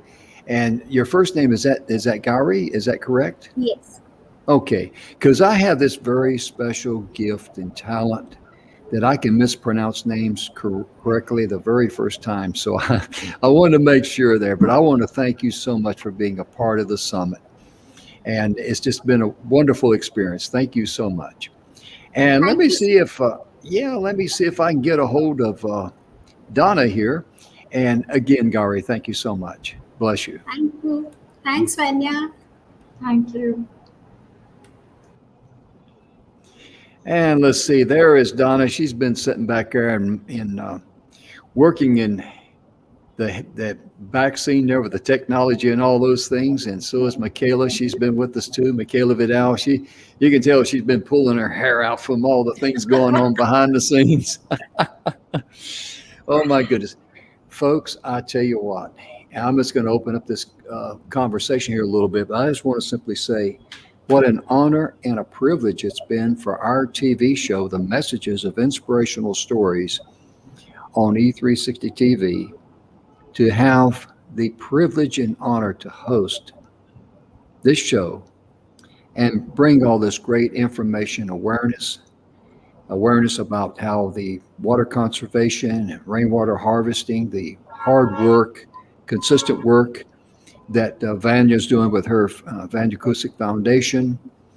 Also, all of the great information that you've received over the last 3 days. And every single day, Dr. Don McGrath and Mr. Bill Heinrich, they have delivered the toolbox to enable you to put it all together. And this is where else would you go to find a summit that brings this much value to you? Guys, I just got to tip my hat to you. Dr. Don McGrath and Bill Heinrich, oh my goodness gracious, you're getting that free trial out there. And I got to give a shout out to my dear friend from Sierra Vista, Arizona. We've got that military connection, Lawana Bradford. Thank you so much for the wonderful job you did in helping us put this show on today, because you helped keep us on keep us navigated on path and all those things. I got to salute you, young lady. We're going to head down French Fry Boulevard one of these days and get something to eat. Thank you so much for the opportunity. This has been wonderful.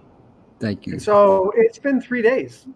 It's Yeah. been 3 Yeah. action-packed days. I just want to acknowledge the technical team for hosting 3 days, 3 hours a day with lots of moving parts. I mean, when you count them up, what have we had, like 40 some odd speakers or people involved in this? Yeah. So many moving parts. Absolutely fantastic job, everyone. Well, thank you. It's really a pleasure to be here. And I tell you, you know, Donna, I want to thank you for all the work that you've done. And Michaela, thank you. And really a pleasure to be here. And Mr. Bill, I'll tell you right now, you know, your voice is real good as far as your mic. Don't worry about that. And, you know, a couple of ladies, you know, says, who is that, you know, handsome fellow with the blue shirt and wearing the glasses? You know, well, and I know it ain't me. Well, we want to get their eyes checked, Jim. I hear you. I hear you. Well, we had a dentist on today, so we're working our way up in that direction. We'll get an optician next time. But I want to thank Donna and Michaela and the team. You guys did an amazing job keeping this flowing. You know, we had some technical difficulties, but this was truly a global summit. We had people in from all over the world. Quite amazing. What an opportunity to be part of this. I thank you very, very much. Really appreciate all that you did to make this come off. Thank you. Thank you, And sir. Vanya Yeah, for getting Vanya. people around the world here. I mean, Yeah, I yeah. think most of the people who spoke were connections from your network, because and look at the breadth and number of countries that were represented here. Absolutely fantastic. It's incredible. Thank you so much. Thank you so much for appreciating that. But yes, all around the globe, we have lots of people, and still everybody is so excited about our summit and gathering each of their family, friends, and everybody. And I can't even mention that how many messages and inquiries I have receiving till date, till now. And it's so amazing that everybody is talking about us. That's what we needed to talk. So it's truly amazing that all the countries and all even small provinces are talking about us, and they are actually wanted to get connected with a 6-minute webinar as well as Vanya Kaushik Foundation, which is amazing. Oh, yeah, Truly, absolutely. everybody Go talking ahead. about the E360 TV and just wanted to watch again and again. Everybody is asking if we missed the episode, so how we can get connected and like that. So I have a message that yes, you guys will be having a recorded one, so you can watch us anytime and any day. Absolutely. And also too, Go ahead. I just want to mention real quickly, Don, pardon me. Also too, to get in touch with Don, I'm looking for the email address here. We got a whole bunch of things here. I'm scrolling through here. Let's see. Here we go. If you got any question at all on the 6-minute webinar, please get in touch with Bill or Don you see their first name there at 6minutewebinar.com. They'll be glad to help you. And I just want to say one humble thing. I am so honored to be a part of this, because this summit here, we brought value from the alpha to the omega, from the beginning to the end, number one. Number two, not only do we provide great information, but thanks to Bill and Don, you guys out there, you have the toolbox now to put it all together for you. And, you know, it's just, you know, I've never been to a summit like that before. You know, I really haven't. So 6minutewebinar.com/free trial, one word. You can test drive it yourself. You can try ScriptPal. It'll change the way you communicate. Guaranteed. It certainly will. And Donna, you've been doing such a great job there behind the scenes. I got to give a shout out to you, because you've been helping me out on time and things of that nature. I mean, I've got phones going. I've got, you know, all these chat devices. And, you know, I tell you, after a while, you're kind of like, if you see me looking like this, you know why, you know. Well, next time You know. we're going to get your head on a better swivel so you can do a little more, Jim. Okay. That anything up there above the shoulders would be an improvement for me. So I'm all for it. Well, this has been an incredible summit, and I want to thank Vanya, Don, Bill, all our MCs. Luana, you were awesome.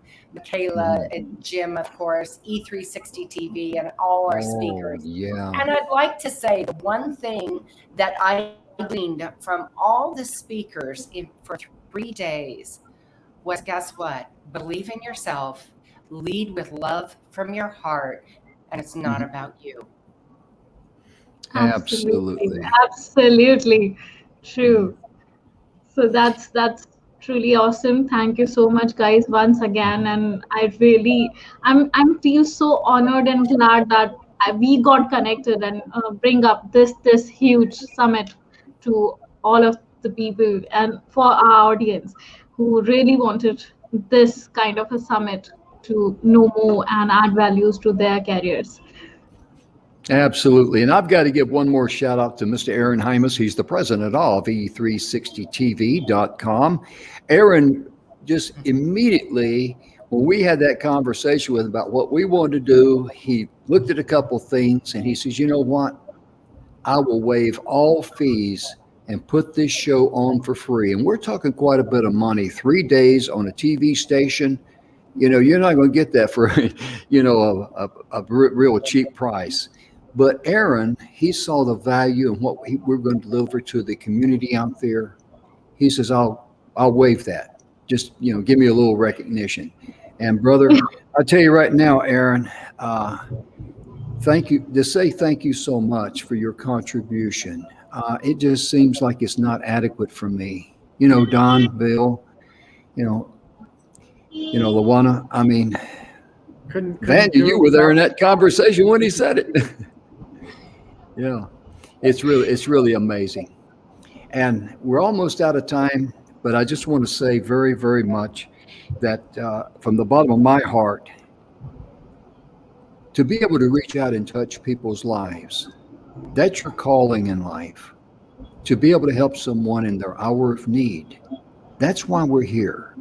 We're not here for money. We're not here for things. And most importantly, we're not here to grumble, complain, and feel sorry for ourselves. Most importantly, you got to love yourself first so you can love others. And on behalf of Vanya, Luana, Bill, Don, Michaela, and Donna, I'm Jim Grant. I just want to say thank you so much for tuning in. Most importantly, bless you, bless your family in all areas of your life. Be good to yourself. Thank you again. We hope you enjoyed the summit. Everybody wave bye-bye. Bye-bye. Jim, I wanted to say one more thing. Okay. Thank you so much for connecting us. And that's you who did this. Because of you, everything just had happened. Actually, thank you so much once again for everything. It was a team effort, trust me, ladies and gentlemen. Thank you so much. We'll see you later. Bye-bye. Bye-bye.